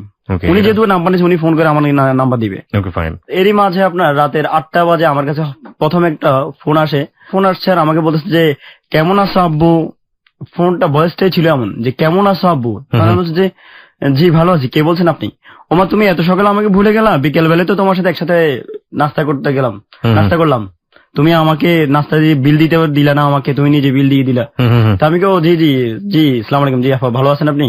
তো বলছে আরে বোকা ছেলে, তুমি আমার ছেলে, আমি তোমার মায়ের মতো, তো তোমাকে কি বলছি তুমি ভালো আছো, এখন কই আছো? আমি বলছি আমি বাসার দিকে যাচ্ছি। তো তুমি বাসার দিকে যাও, আমি তোমাকে 10টার দিকে একটা ফোন দিব।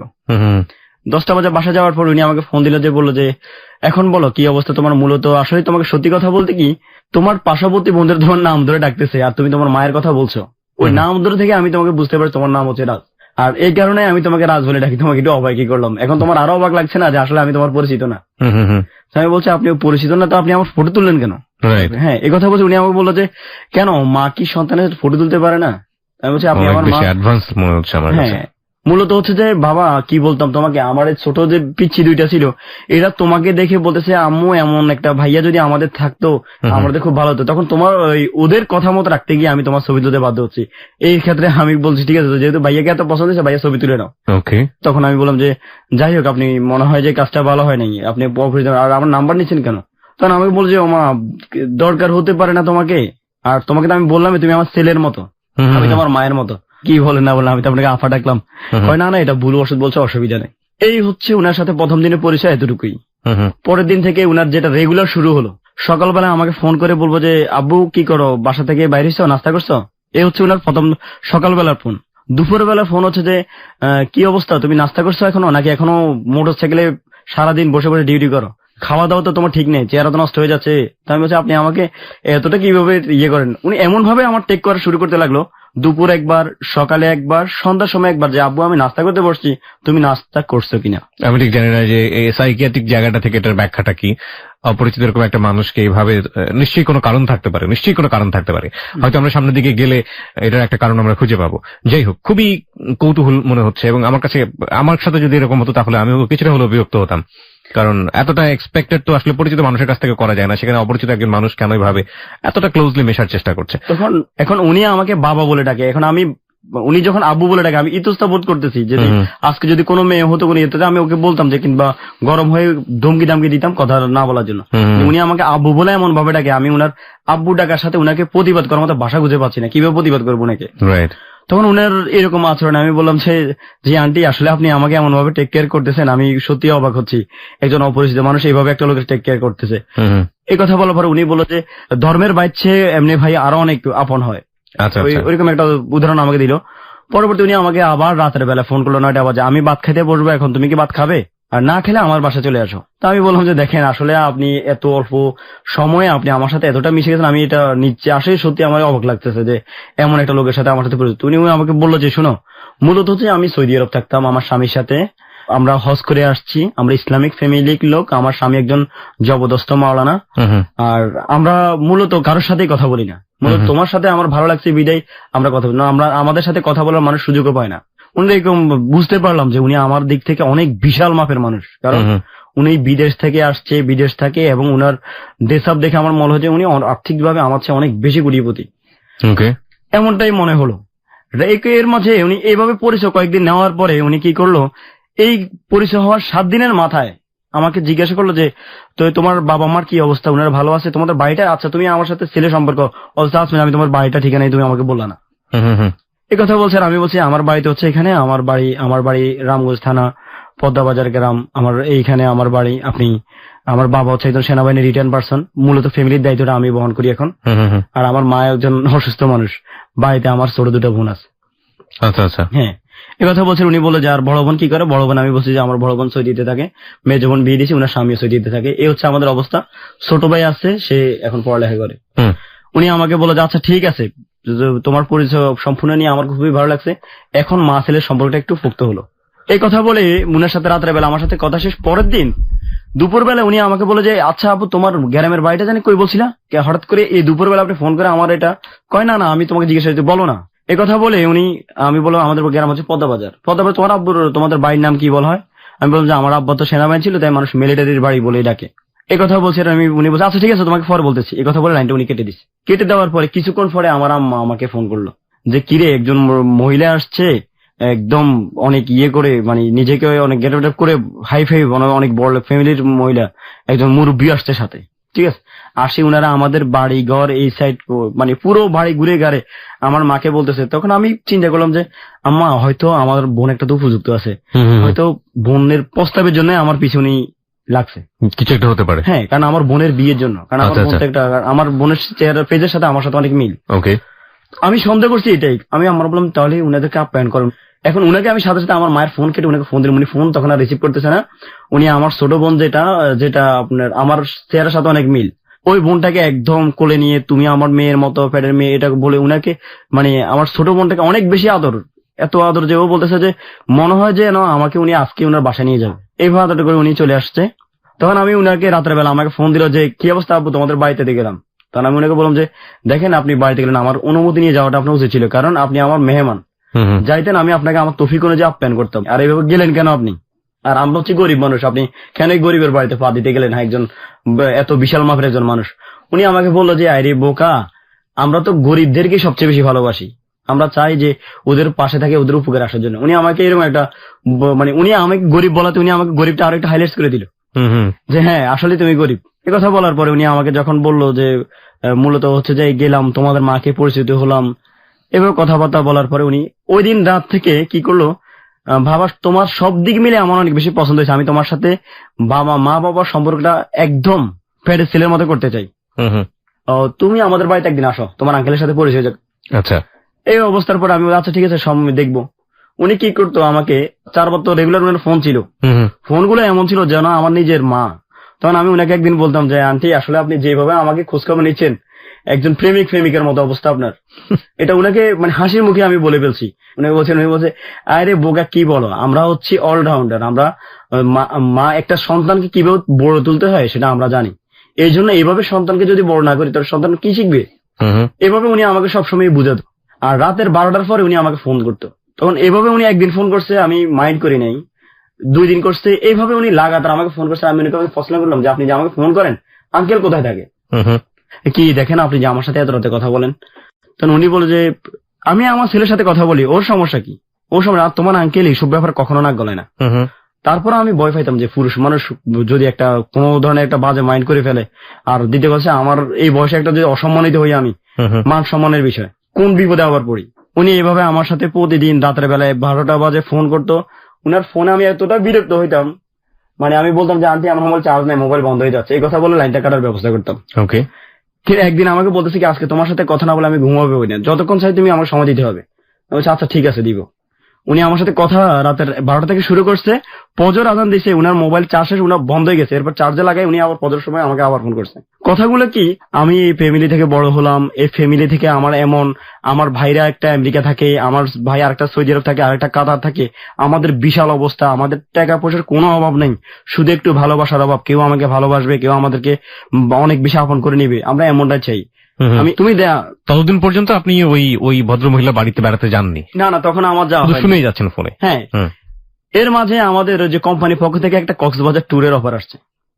তখন উনাকে আমি বললাম যে আন্টি আমি তো কক্সবাজার বন্ধুর সাথে, আপনি আপাতত কয়দিন রাত্রে আমাকে ফোন দিবেন না। আচ্ছা ঠিক আছে বাবা, তবে তুমি যখনই ফ্রি হবে আমাকে ফোন না দিলে আমি মনে শুনে নিবো, আমার প্রতিটা বেলা খাওয়ার সময় তুমি আমাকে ফোন করতে হবে। আমি আচ্ছা ঠিক আছে, আমি যদি সুযোগ পাই করবো। কয় না তুমি মায়ের খোঁজ খবর নিতে পারবে না? ও আজকে যদি আমি আমার মায়ের সত্যিকার মা হইতাম তত খোঁজ খবর ঠিকই নিতাম। আমি কি করলাম, আমি আচ্ছা ঠিক আছে আমি আপনাকে ফোন করবো। কক্সবাজার গেলাম আমরা বন্ধু বান্ধব মিলে, ছবি তোলা শেষ। কক্সবাজার থাকা অবস্থা উনি আমাকে বললো যে কক্সবাজার যতটা ছবি তুলছো প্রতিটা ছবি আমার চাই। তাই আমি বলছি আপনি আমার ছবি দিয়ে কি করবেন, আমার ছবি তো এমনি আপনি মোবাইল তুলছেন, এখন আবার আমার ছবি দরকার কেন? এই কথা বলছিল। উনি আমাকে বলছে আরে বাবা তোমার বোন, ছোট বোন দুইটা তোমার জন্য এত, ভাইয়া ছাড়া কিছুই বোঝে না। কি করতো উনি ফোন করে আমার সাথে কথা বলে ওদেরকে ফোন ধরাই দিত। ওরা আমাকে ভাইয়া আপনি এত ভালো, আপনি এমন, আপনি এমন, ওরা ভাইয়া হিসাবে আমাকে অনেক বেশি। ওদের বয়স কত ছিল? ওদের বয়স তখন ছোট ভাইটা পড়ে ক্লাস 2-তে আর ছোট বোনটা পড়ে তখন ক্লাস 3-তে। অদ্ভুত লাগছে আমার কাছে। ওকে, তারপর আমি কক্সবাজার থেকে আসার পরে উনি আমাকে যে এই যে পাগল করা শুরু করেছে ছবিগুলো দেওয়ার জন্য, ছবিগুলো দাও। আমি বাধ্য হয়ে বলছি ঠিক আছে আমার কয়েকটা ছবি আছে, আমি আপনাকে ওগুলো দিচ্ছি। কিভাবে দিব? মেমোরিতে করে এনে তুমি আমাদের বাড়িতে আসো, ছবি নিয়ে আমাদের বাড়িতে আসো। এই প্রথম ওনার বাড়িতে আমার ইনভাইট, গেলাম। যাওয়ার পর আঙ্কেলের সাথে পরিচয়, যে তোমাকে যে আমার ছেলের কথা বলছি এই হচ্ছে আমার ছেলে, দেখো আমার আব্বুটা চেহারার সাথে আমার সাথে কত মিল। আর উনি তো তখন যখন হোটেলে আমার সাথে পরিচিত তখন উনি নেকা খোলে নাই তখন, কিন্তু এখন উনি আমার সাথে আসছে, সামনে সরাসরি চলে আসছে, কারণ আমি ওনার নাকি ফ্যাটের ছেলে। না, উনি আমাকে ফ্যাটের ছেলে, আমি ওনাকে মা হিসেবেই মেনে নিলাম। উনি আমার মায়ের মতোই। যাক, যেহেতু উনি আমাকে হঠাৎ করে আল্লাহ কোন রহমতে উনি আমাকে ছেলে বানায় ফেললো। যাওয়ার পরে আঙ্কেলের সাথে পরিচয় হলাম, আমাকে নাস্তা দিল, আমার মেমোরি কার্ড থেকে ছবিগুলো কপি করে। ওদের বাসায় কি দেখলেন আপনি, কেমন? হ্যাঁ, দরজা খোলার পরে দেখলাম যে ওই ভদ্র মহিলা যিনি আমাকে ছেলে বলে ডাকে, আপনি যাকে মা বলা শুরু করেছেন, বলে ডাকি, আম্মু বলতেন। হ্যাঁ, ওই সময়টা আম্মু বলতেন। তখন আম্মুটা ওইভাবে হয় না, ফিল করছেন মায়ের মতো। তো দরজা খুলে উনি আমাকে একদম জড়াই ধরছে, আব্বু কেমন আছো? ফটাফট আমার একটা কপালে একটা চুমু দিয়ে দিল এবং আমার কে একদম ভাবা আরে কেমন কক্সবাজার যায়, চেহারা কেমন হয়ে গেছে, কেমন দেখলাম তোমাকে, এখন কি অবস্থা তোমার, তুমি খাওয়া দাওয়া করো না ঠিক মতো, সারাদিন শুধু মোটরসাইকেলের উপরে থাকো নাকি? আমার কাছে খুব এক্সেস মনে হচ্ছে। কেন দ্য কোশ্চেন ইজ ওয়াই? ওকে, এই অবস্থার পরে আমি তো মানে একদম নার্ভাস, বিব্রত হয়ে গেছেন, বুঝতে পেরেছি। ভিতরে আমার মুখ থেকে কথাই আসতেছে না, কারণ আমার নিজের ঘরোদারিনী যিনি মা, উনি তো কখনো আমাকে এইভাবে আদর করেন না। হ্যাঁ, এমন এক ধরনের কঠিন একটা আপ্যায়ন। এর মাঝেই আমার যে উনার স্বামী মুরব্বী উনি চলে আসছে, এসে আমাকে বলতেছে যে কেমন আছো, তখন ছেলে বলে ডাকে। উনি বলতেছে তোমাকে যে বলেছি দেখছো, এই হচ্ছে রাজের মতো রাজ, একদম আমার 100%। ও যদি আমার গর্ভ থেকে হইতো এমনই হইতো। ওকে আল্লাহ আমার সন্তান হিসেবেই গর্বে ধরে নেই, তবে ওকে আমার সন্তান হিসেবে দুনিয়াতে করেছে।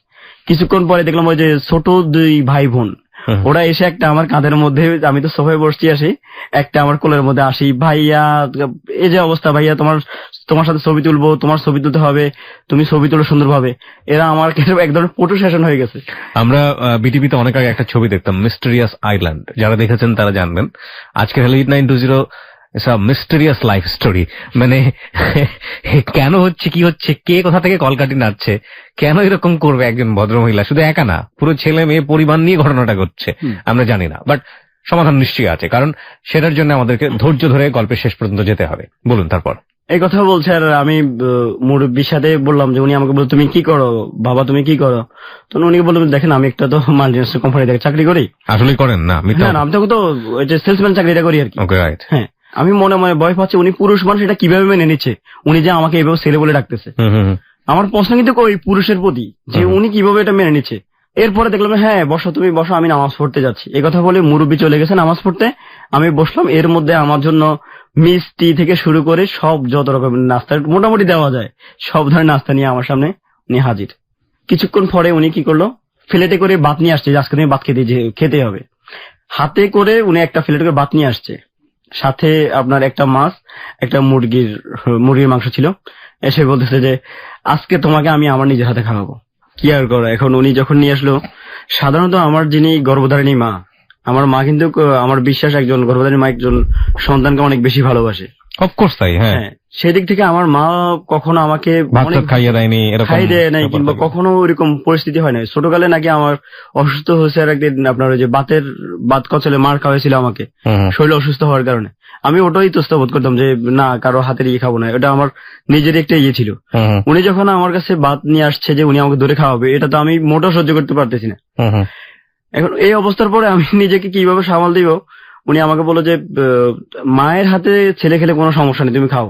ভাত নিয়ে আমার মুখে দিল, মুখের সামনে ধরে আমি না খেতে আর পারলাম না, বাধ্য হয়ে খেলাম। এমন পরিস্থিতি। এরপরে যাক খাওয়া দাওয়া শেষ, আমাকে বললো যে বাবা তুমি আসছো, অনেক বেশি খুশি হয়েছি। তো তোমাকে তো বলা হয় নাই যে মূলত হচ্ছে আমার 3 সন্তান, আর 3 সন্তান, একটা হচ্ছে আমার বড় মেয়ের নাম হচ্ছে নাফিসা, আর ছোট মেয়ের নাম হচ্ছে নাবিলা, আর ছেলের নাম হচ্ছে নাহিয়ান। তো আমার মেয়েটা বাড়িতে থাকে না, ও কুমিল্লায় একটা মহিলা মাদ্রাসায় সে পড়ালেখা করে, সে 30 পারা কোরআনে হাফেজ। আর বাকিটা তোমাকে এই হচ্ছে তার ছবি, এই যে ধরো তোমার মোবাইল দাও, তুমি একটা ছবি দেখো। একথা বলে আমার যে ছোট বোন ছিল নাবিলা, নাবিলা কি করলো, মোবাইল নিয়ে আমার বললো ভাইয়া ব্লুটুথ ওপেন করেন, আপনাকে ছবি দিয়ে দিচ্ছি। আমি দিয়ে দিলাম, ও আমাকে 3-4টা ওর বড় আপুর ছবি আমাকে ব্লুটুথ করে দিয়ে দিল মোবাইলে।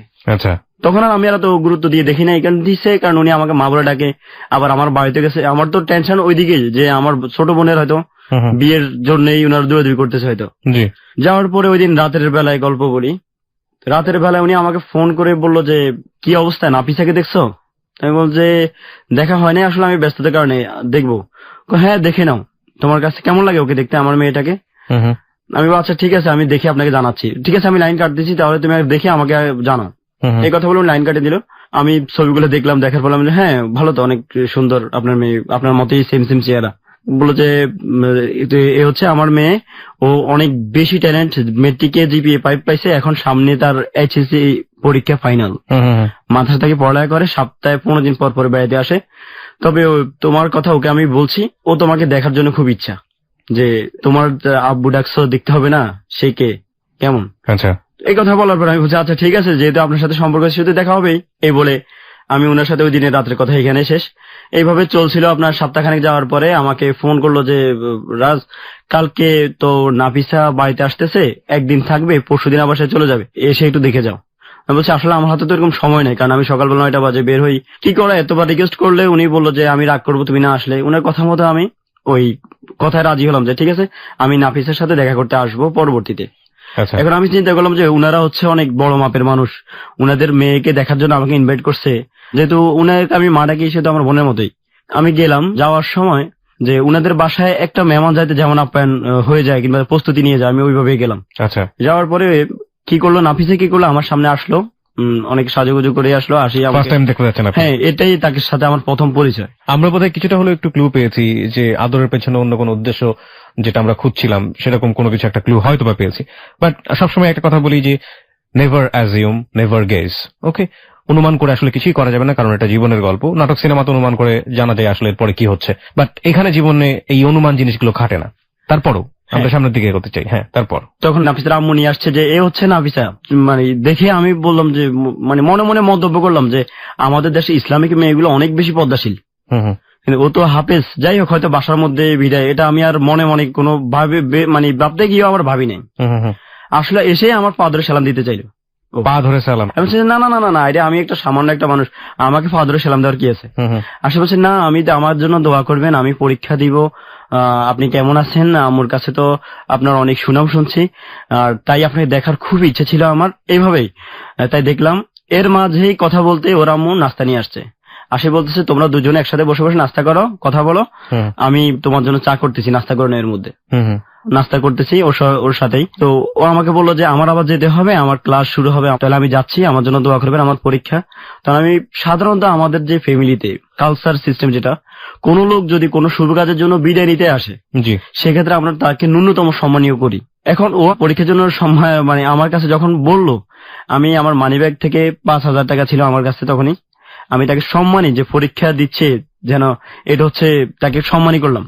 আপনি বলার সঙ্গে সঙ্গে 5,000 টাকা না, বলার সঙ্গে সঙ্গে ওকে ও বলে নাই তো। আচ্ছা, আমার কাছে যখন সে বললো যে আমার পরীক্ষা, আমার জন্য দোয়া করবেন, দোয়া হিসেবে ওই যে ঈদের বকশিসের মতো 5,000 টাকা দিল। হ্যাঁ, 5,000 টাকা ছিল, কারণ ওরা ওই লেভেল লোক, ওদেরকে তো আপনার হয়তো 5,000 টাকা ওদের কাছে কিছুই না। আপনার থেকে সেটা মনে হয়েছে। হ্যাঁ, আমি কিভাবে একটা, আমার কাছে যেহেতু সালাম দিতে চাইছে, আমাকে অনেক সম্মান হয়েছে, তাকে আমি খালি হাতে ফিরনটা হয়তো ঠিক হবে না। ওকে, কোন পরীক্ষা এটা, কি পরীক্ষা দিচ্ছে? এটা তখন সে ইন্টার ফাইনাল পরীক্ষা দিবে। আপনার সাথে তার বয়সের ডিফারেন্সটা কতটুকু? তখন তার আমার চেয়ে 4 বছর ডিফারেন্স তার বয়স। ওকে, আপনি কি করেন না করেন সে সম্পর্কে তো ওই ভদ্র মহিলা বা তার ফ্যামিলি তো ইনফর্ম ছিল, সবকিছু ইনফর্ম, খোঁজ খবর নিয়ে নিয়েছে, জানতো। ফাইন, কিছুটা গেজ হয়তো বা সত্য হতে যাচ্ছে। ওকে, তারপর নাফিসা আমার কাছে বিদায় নেওয়ার পর নাফিসা চলে গেল তার মাদ্রাসার দিকে। তখন আমি বললাম যে যাক, ওর হোটেলে থেকে পড়ালেখা করে, তো আপনার বাসা থেকে পরীক্ষা দিলে কেমন হইতো? উনি বলছে না, ওইখানে পড়ালেখা করুক। এই বলে ও চলে গেল। ওর আম্মু আমাকে বললো যে ওর বিস্তারিত এক কথায় যে আমার সাথে নাস্তা করতে গিয়ে অনেক সুনাম ওর বললো। ওর সুনাম বললো যে ও এমন, ও জীবনে কখনো কোনো ছেলের সাথে দেখা দেয় নাই, কখনো কোনো সাথে কথা বলে নাই, আমার যে মেয়ে আছে এই এলাকার মানুষও জানে না ও যে আমার মেয়ে। এই হচ্ছে ওনার সাথে ওই দিনের কথা। কথার পরেই এভাবে গেল আপনার। এর মাঝে কিন্তু কন্টিনিউটা চলছে যে আমাকে সকালবেলায়, বিকেল বেলায়, দুপুর বেলায় খাওয়ার সময় যে টেক কেয়ারটা, এটা কিন্তু রেগুলারই চলছে। এবং আব্বু এমন ভাবে আমাকে কথা বলছে যে আমার কাছে মাঝে মধ্যে মনে হতো যে আসলে গর্ভধারিণী মারা মনে হয় অনেকটাই 100% মায়ের ভালোবাসা দিতে পারে না, উনি আমাকে যেভাবে দিচ্ছে। আপনার এটা মনে হলো যে কি আল্লাহ, উনি আমার তো আপন মান, অথচ উনি আমার এত বেশি টেক কেয়ার করতেছে, মানে যেটা আমি বাসায় প্রকাশ করার মতো না। বুঝতে পারছি। এই অবস্থার পরে আমাকে এই দেখার 7 দিন পরে আমাকে বললো যে তোমাকে একটা কথা বলতে চাই। দুপুর 2টা বাজে সময়, তখন আমি মোটরসাইকেলে। কেন আম্মু হঠাৎ করে ফোন? হ্যাঁ তুমি কোথায় আছো? আমি বললাম আমি নোয়াখালী চৌরাস্তার মধ্যে আছি। ভাবা একটু সাইড হও, তোমার সাথে আমার জরুরি কথা আছে। এই উনার সাথে আমার সাথে কথা, তো আমি বলছি কি এমন জরুরি কথা? আমি সাইডে বললাম আচ্ছা ঠিক আছে বলেন কি বলবেন। উনি বললো যে নাফিসাকে কেমন লাগছে এটা বলো। তো আমি বলি হ্যাঁ আপনার মেয়ে ভালো, আর বিশেষ করে আপনার মেয়ে 30 পারা করে নেওয়া, আমার এই দিকটা খুব ভালো লাগছে। প্রিয় শ্রোতা, আপনারাও কিছুটা অনুমান করতে থাকুন, এবং অনুমানের জায়গাটা হয়তো এরকম হতে পারে যে নাফিসের সাথে এই ছেলেটিকে হয়তো কোনো কিছু চিন্তা করছে তার পরিবার। মেবি অথবা মেবি নট, কিন্তু সেটার উত্তর হয়তো আমরা পাবো ঠিক 4 মিনিট বিরতির পর। আপনারা সবাই শুনছেন close up presence hello 8920 ABC radio FM 89.2 এ। আমি আরজি কিবরিয়া রয়েছে আপনার সঙ্গে। ফিরে আসছি ঠিক 4 মিনিট পর। আর ওকে দেখার জন্য, আমাদের অতিথি যিনি আছেন তাকে দেখার জন্য চলে আসতে পারেন আমাদের ফেসবুক পেজে। আমাদের ফেসবুকের ঠিকানা www.facebook.com/hello8920। আমি আরো একবার বলছি www.facebook.com/hello8920। ওখানে গিয়ে লাইক দেওয়ার সঙ্গে সঙ্গে আপনি হ্যালো 8920 মেম্বার হয়ে যাবেন। ফিরে আসছি ঠিক 4 মিনিট পর। Close Up presents Hello 8920. Close Up. The closer, the better. This track was downloaded from FusionBD.com. Close Up presents Hello 8920. Close Up. The closer, the better. 4 minute পর প্রিয় শ্রোতা, আপনাদের সবাইকে আরো একবার আমন্ত্রণ ক্লোজ আপ প্রেজেন্স হ্যালো 8920 তে। আমি আরজি কিবরিয়া রয়েছে আপনার সঙ্গে, আমার সঙ্গে রয়েছে আমার টিম মেম্বাররা, খালিদ রয়েছে, লোবান রয়েছে, এবং আপনারা সবাই শুনছেন এবিসি রেডিও FM 89.2। আর আজকে রাজ তার জীবনের গল্প নিয়ে আমাদের সাথে আছে। রাজকে দেখার জন্য, রাজের সাথে কমিউনিকেট করার জন্য, কোনো কিছু বলার থাকলে ওকে নক করার জন্য আপনারা চলে আসতে পারেন আমাদের ফেসবুক পেজে। আমাদের ফেসবুকের ঠিকানা www.facebook.com/hello8920। আমি আবারও বলছি www.facebook.com/hello8920। ওখানে গিয়ে লাইক দেওয়ার সঙ্গে সঙ্গে আপনারা হ্যালো 8920 মেম্বার হয়ে যাচ্ছেন। আর যারা জীবনের গল্প বলতে চান তারা আমাদেরকে ফোন করে আপনার কথাগুলো রেকর্ড করবেন এই ফোনে। আমাদের ফোন নাম্বারটি হচ্ছে 09613892892। আমি আবারও বলছি 09613892892। আরেকটি নাম্বার রয়েছে TNT নাম্বার, সেই পুরনো নাম্বার 91156668। আরো একবার বলি 91156668। দিনরাত 24 ঘন্টা এই দুটো নাম্বার শুধুমাত্র হ্যালো 8920 জন্য খোলা থাকে। আপনারা চাইলে ফোন করে আপনাদের কথাগুলো যে কোনো সময় রেকর্ড করতে পারেন।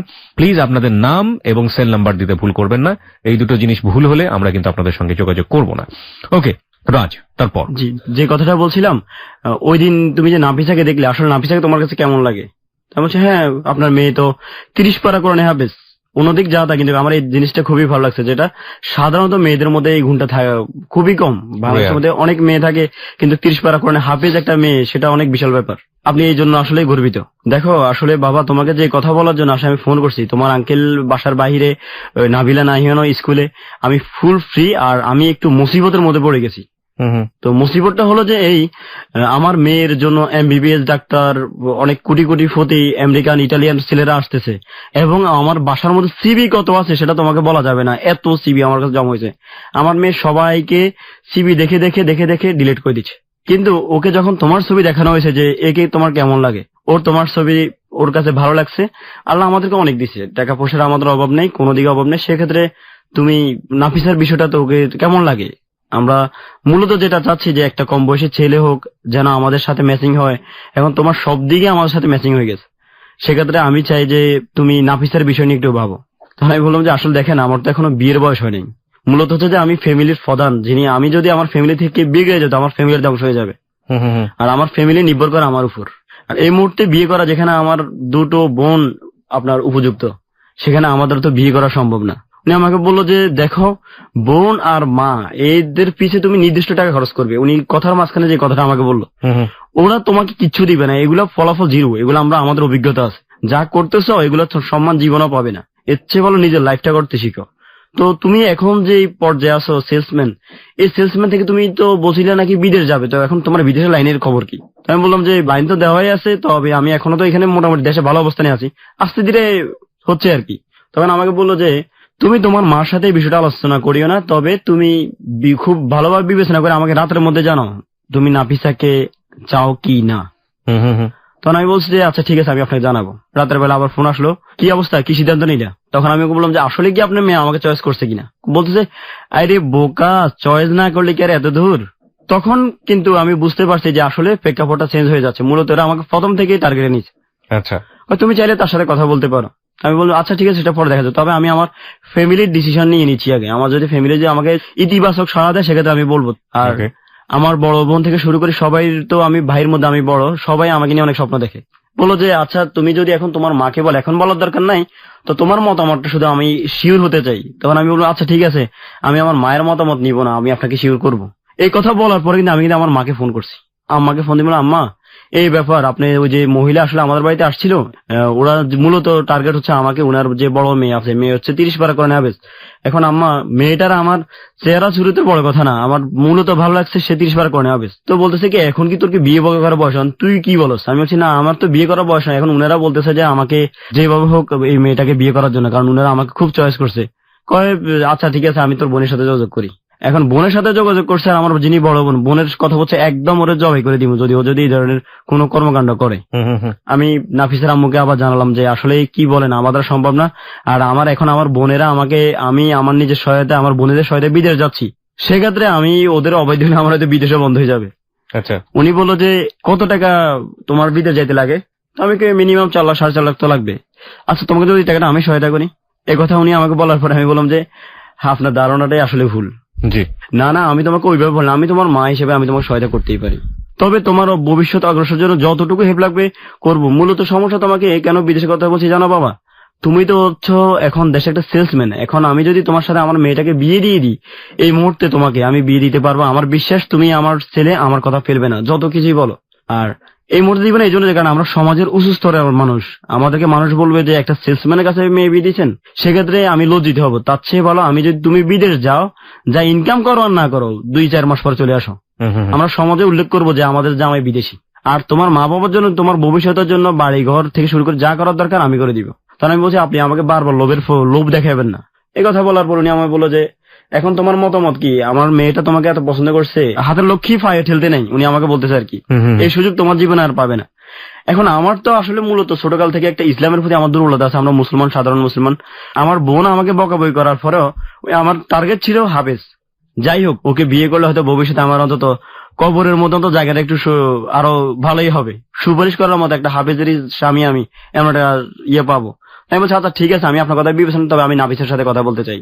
এই কথা বলার পরে বলো যে নাফিসা কথা বলার জন্য অনেক আগ্রহ হয়ে তোমার জন্য বসে আছে, কিন্তু তোমার অনুমতির জন্য পাচ্ছে না। এই কথা বলে আমি আচ্ছা ঠিক আছে, ওটা আমার সাথে একটু কথা বলতে বলিন। এই কথা বলে ওনার সাথে ওই দিনের জন্য শেষ।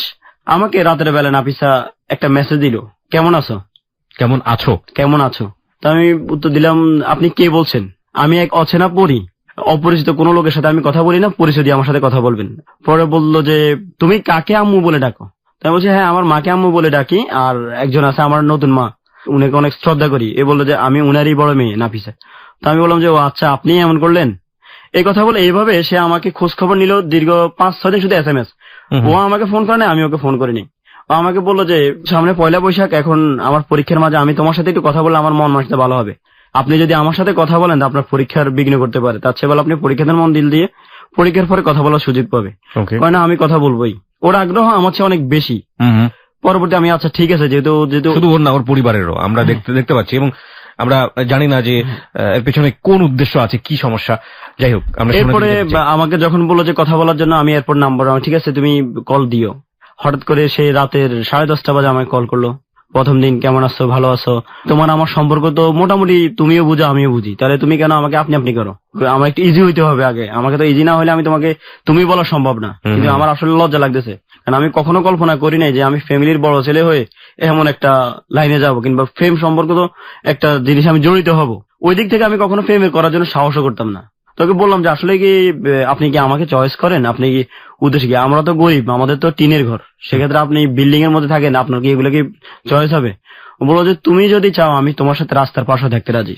ওকে, এমন আমি বলছি আচ্ছা ঠিক আছে, সবকিছু ডিসিশন নিয়ে আপনি ভালো করে চিন্তা দেয়। আমাকে বললো যে তোমার চয়েস কি? আমি বললাম আমার চয়েস কি বলতে তুমি কেমন শিল্পী পছন্দ করো?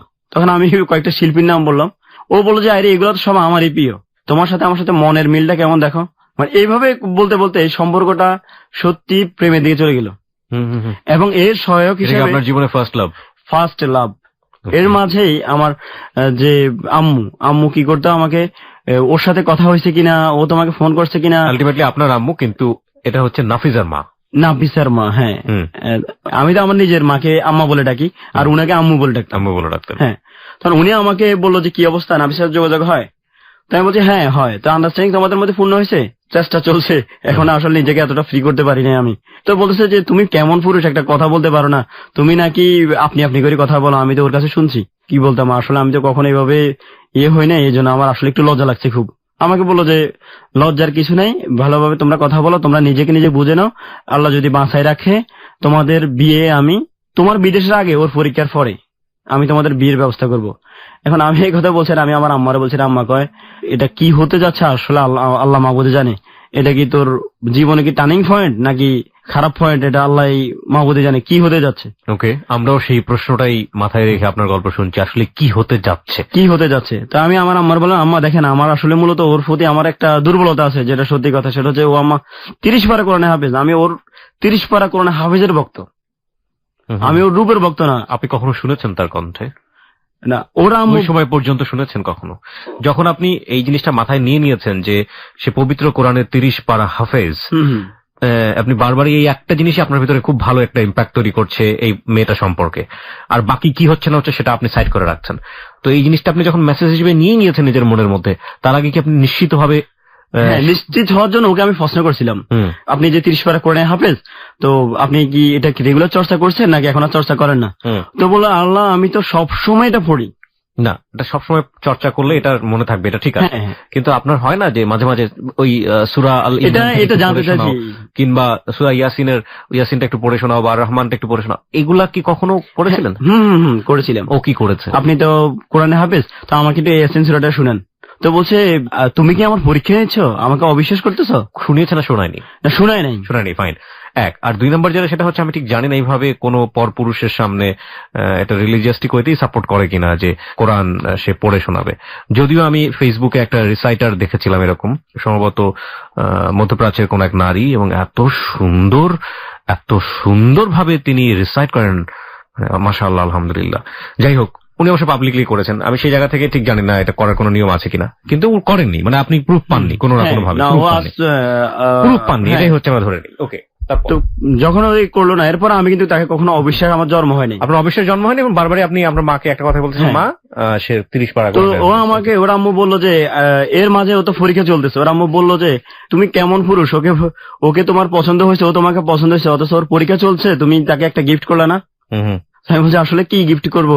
উনি আমাকে বললো নাফিসা কালো কোনো জিনিস পছন্দ করে, ওর রঙিন কলম পছন্দ করে। আমি কি করলাম যে এখন ওকে রঙিন কলম পছন্দ করে, যেহেতু ওকে একটা সারপ্রাইজ দিতে হবে স্পেশালি ভাবে, যেহেতু রঙিন কলম পছন্দ করে, আমি 170 আইটেমের কলম, মানে বাংলাদেশের মধ্যে রঙিন কলম যত প্রকার আছে, নোয়াখালী থেকে শুরু করে সর্বশেষ ঢাকা নারায়ণগঞ্জ পর্যন্ত যায়, তার জন্য কলম নিয়ে 170 পিস কলম একটা বক্স করে তার জন্য পরীক্ষার এখানে তার মার কাছে দিচ্ছি, যে ওর বাড়িতে যাই, যে আপনি ওকে এই কলমটা গিফট। ওর মা বলতেছে আল্লাহ তুমি কি পাগল নাকি, এত কলম কত বছরে শেষ করবে? তুমি আমি না, ও যেহেতু আমার একটা স্পেশালি মানুষ, সেহেতু আমি ওকে স্পেশাল ভাবে এই কলমগুলো দিলাম। ঠিক আছে, এর মাঝে আমাদের সম্পর্কটা এমন হলো যে তুমি বলতে আমি ওকে বাধ্য হয়েছি।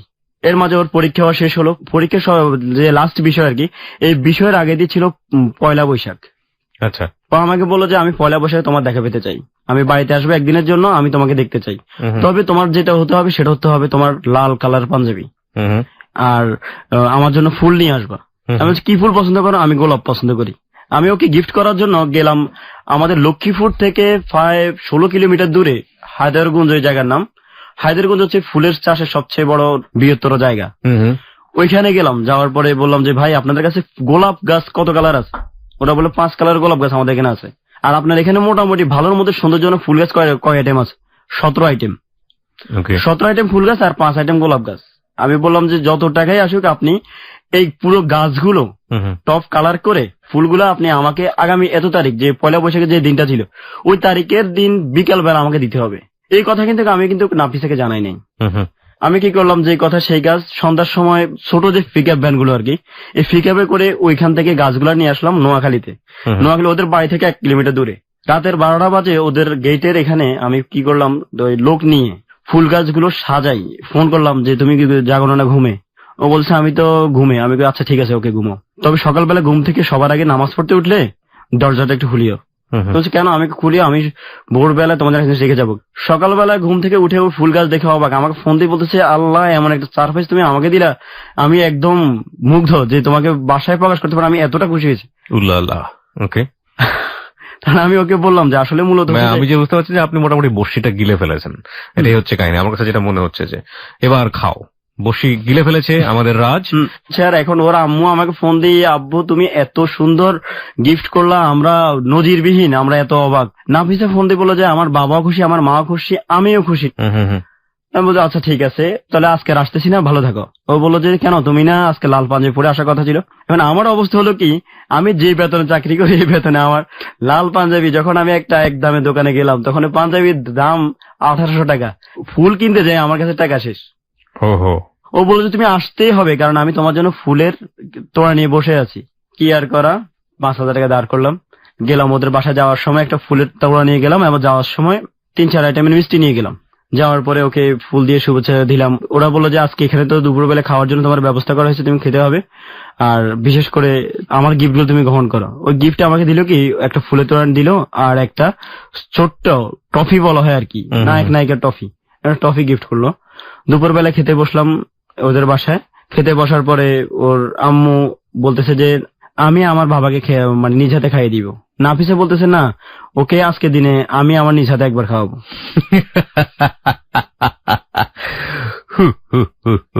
ওকে, যাই হোক, গল্প আমি আসলে না মানে অতিমাত্রায় মানে এক্সেসিং ইজ ভেরি ব্যাড, আর কিছু বলার নাই। ওকে, বলুন। এই অবস্থার পরে নাফিসা কি করলো, নাফিসা আমাকে বললো যে আমি আজকে দিনে তোমাকে স্পেশালি ভাবে আমার হাতে একটু খাওয়াইতে চাই। আমি বললাম যে আচ্ছা, আমার তো লজ্জা লাগতেছে। তো বলতেছে ঠিক আছে আম্মুকে বল। এই কথা বলছে, ওরা আম্মুকে বল তোমরা ওই রুমে যাও, আমি একটু ওর সাথে দরকার আছে। এই কথা বলে আমাকে এক নালা নিজের হাতে খাওয়াই দিয়ে সে চলে গেল। কিছুক্ষণ পরে ওরা আম্মু বলতেছে এবার আমার হাতে পুরোটা খেতে হবে। আমি বলছি না, আমার দ্বারা আর খাওয়া সম্ভব না। এরপর ওনার রিকোয়েস্টে ওনার হাতে 2 লোকমার মতো খাওয়া হলো আমার। খেয়ে চলে আসলাম। এর পরবর্তীতে যেই ঘটনাটা সেটা হচ্ছে যে ভিসার প্রসেসিং কাগজপত্র আমি জমা দিয়ে দিয়েছি, আমার ভিসা প্রসেসিং হচ্ছে, ও পরীক্ষা দিচ্ছে। আর ও আমার সাথে এমন ভাবে বলতো যে আজকে আমি এই কালার জামা পড়ছি, তুমি এই কালার পাঞ্জাবি এই কালার শাড়ি পরতে হবে, এবং পরে ওই ছবি তুলে আমাকে ছবি পাঠাতে হবে। ওর শর্ত ছিল এমন। আমি ওর কথা রক্ষা করার জন্য কি করা, ওই বিদেশ যাওয়ার নাম নেওয়াতে আমার বড় বোন আবার আমাকে একটু বেশি বেশি হেল্প করে, অনেক বেশি ভালোবাসে। তো বললাম যে বোন, আমি তো আসলে চাকরি বাকরি যেটা করি, এখন বিদেশ যাওয়ার নাম নিতে যে আমার অনেক বেশি খরচ হয়ে যাচ্ছে। এর মধ্যে বোনে শুনছে যে আমি কার সাথে কোন একটা মেয়ের সাথে সম্পর্ক আছে। আমাকে বললো যে আম্মা, ও যদি বাইচান্স টাকা যেহেতু বিদেশ চলে যাবে, সেহেতু তাকে খরচ যা লাগে দিয়েন। এবার আমার আম্মার কাছে গোপনে আপা যে টাকা টুকা দিত 5,000 10,000, ওইখান থেকে আমার আম্মার কাছে আমি কখনো 2,000 কখনো 5,000 নিয়ে আসি। ওই টাকাগুলো এবং আমার বেতনের টাকাগুলো দিয়ে কোন রকম সংসার, মানে ওর সাথে সম্পর্ক হওয়ার পরে আমার খরচটা এত বেশি বেড়ে গেছে যে আমার সংসারটা কিন্তু ভিতরে ভিতরে হিমশিম খাচ্ছি। আমি বুঝতে পারছি, আমরা বুঝতে পারছি আপনি নিজে থেকেও একটু হিমশিম খাচ্ছেন। হ্যাঁ, হিমশিম খাচ্ছি। এখন ওর যে এই ধরনের চাহিদা আমার কাছে চাইতেছে, ওই চাহিদা গুলো পূরণ করতে আমার খুবই কষ্ট হচ্ছে। 1 নম্বর হচ্ছে ওর শার্ট এরকম আমি পড়তেই হবে। কি আর করা, একদম ও যেমনই চাইতো তেমনই শার্ট বানাতাম। তো আমাকে ফোন দিয়ে বলতে যে আমি আজকে কালো জামা পড়ছি, আজকে আমার মন খারাপ, শোকের দিনের জন্য তুমি কালো শার্ট পরে আজকে বের হবার রোডের মধ্যে, নয়তোবা তো তোমার সাথে কথা নেই। ভাবে কাজ করতেন, সিট কাপড়ের দোকান দিয়ে দিতেন, যখন যেটা অর্ডার দেবে সেটা বানাই ফেলবেন। ওকে, হ্যাঁ বলেন তারপর। আর এর কয়দিন পরে আসছে তার জন্মদিন। এবার ঠেলা সামলা। জন্মদিন উপলক্ষে এখন তো ওর আম্মু আমাকে বললো যে আব্বু তোমার প্রিয় তোমার জন্মদিন, সেক্ষেত্রে তোমার তো স্পেশাল কিছু থাকবে। জি, এবার আমি তো কিডনিটা বিক্রি করে দাও বাবা, একটা কিডনি, আমার কোনো সমস্যা নাই, কিডনিটা বিক্রি করে। এই কথা বলছেন, আমার তো টেনশনে আমার মাথা ঠিক নেই যে আরে আল্লাহ একটা সামনে বিদেশে টাকা জমা দিচ্ছে, একদিকে ওকে চালানো, একদিকে আবার নিজের মাকে। আমার এর মাঝে আমার বিদেশ যাওয়ার জন্য আমার ঢাকা মেডিকেল। কিভাবে মেয়েটার সাথে অ্যাফিলিয়েটেড হয়ে গেছেন, এটা ওর ফ্যামিলি থেকে এভাবে সাপোর্ট করছে, এটা কি আপনার ফ্যামিলি থেকে? আমার মাকে আমি জানাতাম যে আম্মু এই অবস্থা, কিন্তু বলতাম না যে এত ব্যয়বহুল আমি খরচ করছি।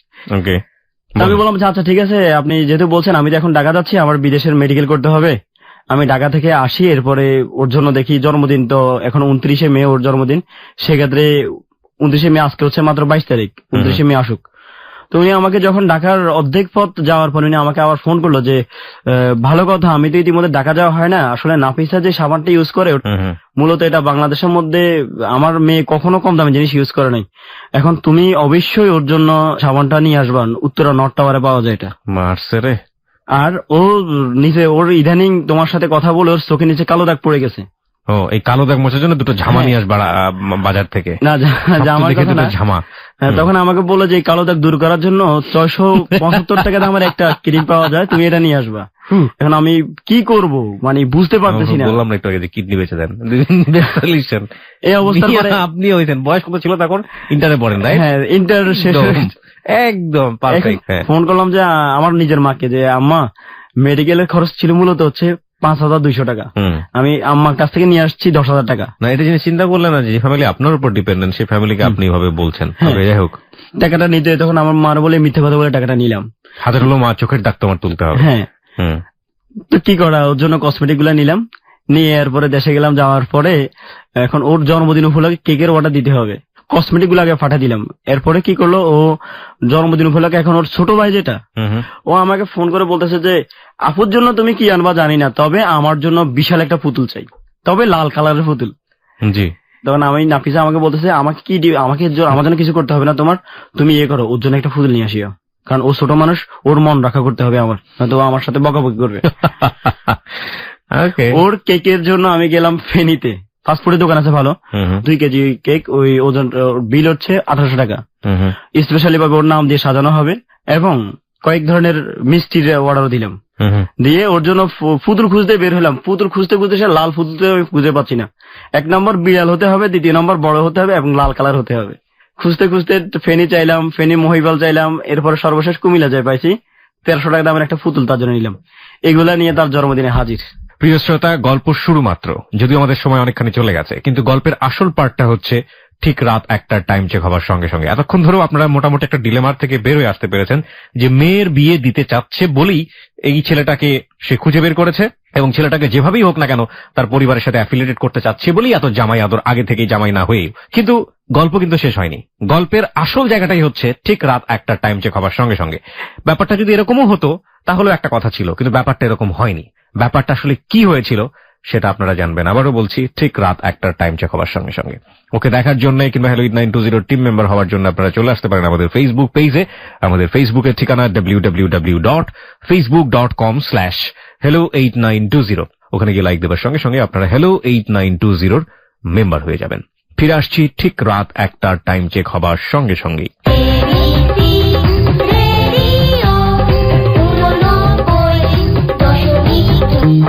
Close Up presents Hello 8920 Close Up, the closer the better। সময় রাত 1টা, আপনারা সবাই শুনছেন ক্লোজ আপ প্রেজেন্টস Hello 8920। রাজ রয়েছে আমার সাথে, রাজের কাছে আমরা আবারও ফিরে আসতে চাই। রাজের জীবনের গল্পে যারা আছেন তাদেরকে আন্তরিকভাবে ধন্যবাদ জানাতে চাই। যারা বিভিন্ন কমেন্টস করতে চান ফেসবুকে এসে, তারা কমেন্টস করতে পারেন। আমাদের ফেসবুকের ঠিকানা www.facebook.com/HELLO8920। আমি আবারও বলছি www.facebook.com/HELLO8920। ওখানে গিয়ে লাইক দিলে আপনারা Hello 8920 মেম্বার হয়ে যাবেন। হ্যাঁ রাজ, আমরা যেখানে ছিলাম এরপর তার জন্মদিনে আমি উপস্থিত হলাম, জন্মদিন উদযাপনও হলো ভালোভাবে। এরপরে আমাকে ওর আম্মু 2 দিন পরে ফোন করে বলল সামনে তো ওর পরীক্ষার রেজাল্ট, আর এরই মাঝে তোমারও সময় কতটুকু ঘনে আসছে আমি জানি না, তবে তোমাকে ইনভাইট আগামী মঙ্গলবার আমাদের বিবাহ বার্ষিকী, হচ্ছে নাফিসার আম্মা আব্বুর। বুঝতে পেরেছি। তাই বলছে আচ্ছা ঠিক আছে, আমি তো আসলে আমাদের পরিবারের মধ্যে এগুলো কখনো পালন করা হয় না, এই জন্য আমার এগুলোর প্রতি আইডিয়াও না কিংবা আমার ইন্টারেস্টও আমার ওইভাবে নাই। উনি আমাকে বললো যে শুনো, তোমার আর নাফিসার যে সম্পর্কটা, এই সম্পর্কের মাঝে তোমার আঙ্কেলের কিছু কিছু মাঝে মধ্যে দ্বিমত হয়। সেটা হচ্ছে তোমার আঙ্কেলের নজর একটু বড়, তো তোমার আঙ্কেলকে কনভিন্স করতে হলে তোমার কি করতে হবে? আমাকে কি করতে হবে বলেন? তুমি আমাদের বিবাহ বার্ষিকী উপলক্ষে আমার জন্য কি গিফট আনবে সেটা তোমার ব্যাপার। তোমার আঙ্কেলের জন্য অনেক দামি দেখে একটা পাঞ্জাবি নিয়ে আসবা। এটা আমি যে তোমাকে বলছি আর কার কাছে শেয়ার করবো না। যেন আকার যেন আমার মাথায় ভেঙে পড়ছে। আমার কাছে তো টাকা এমনি সব শেষ, এর মধ্যে এরকম একটা প্রস্তাব আমি মেনে নিতে পারতেছি না যে কি করব এখন।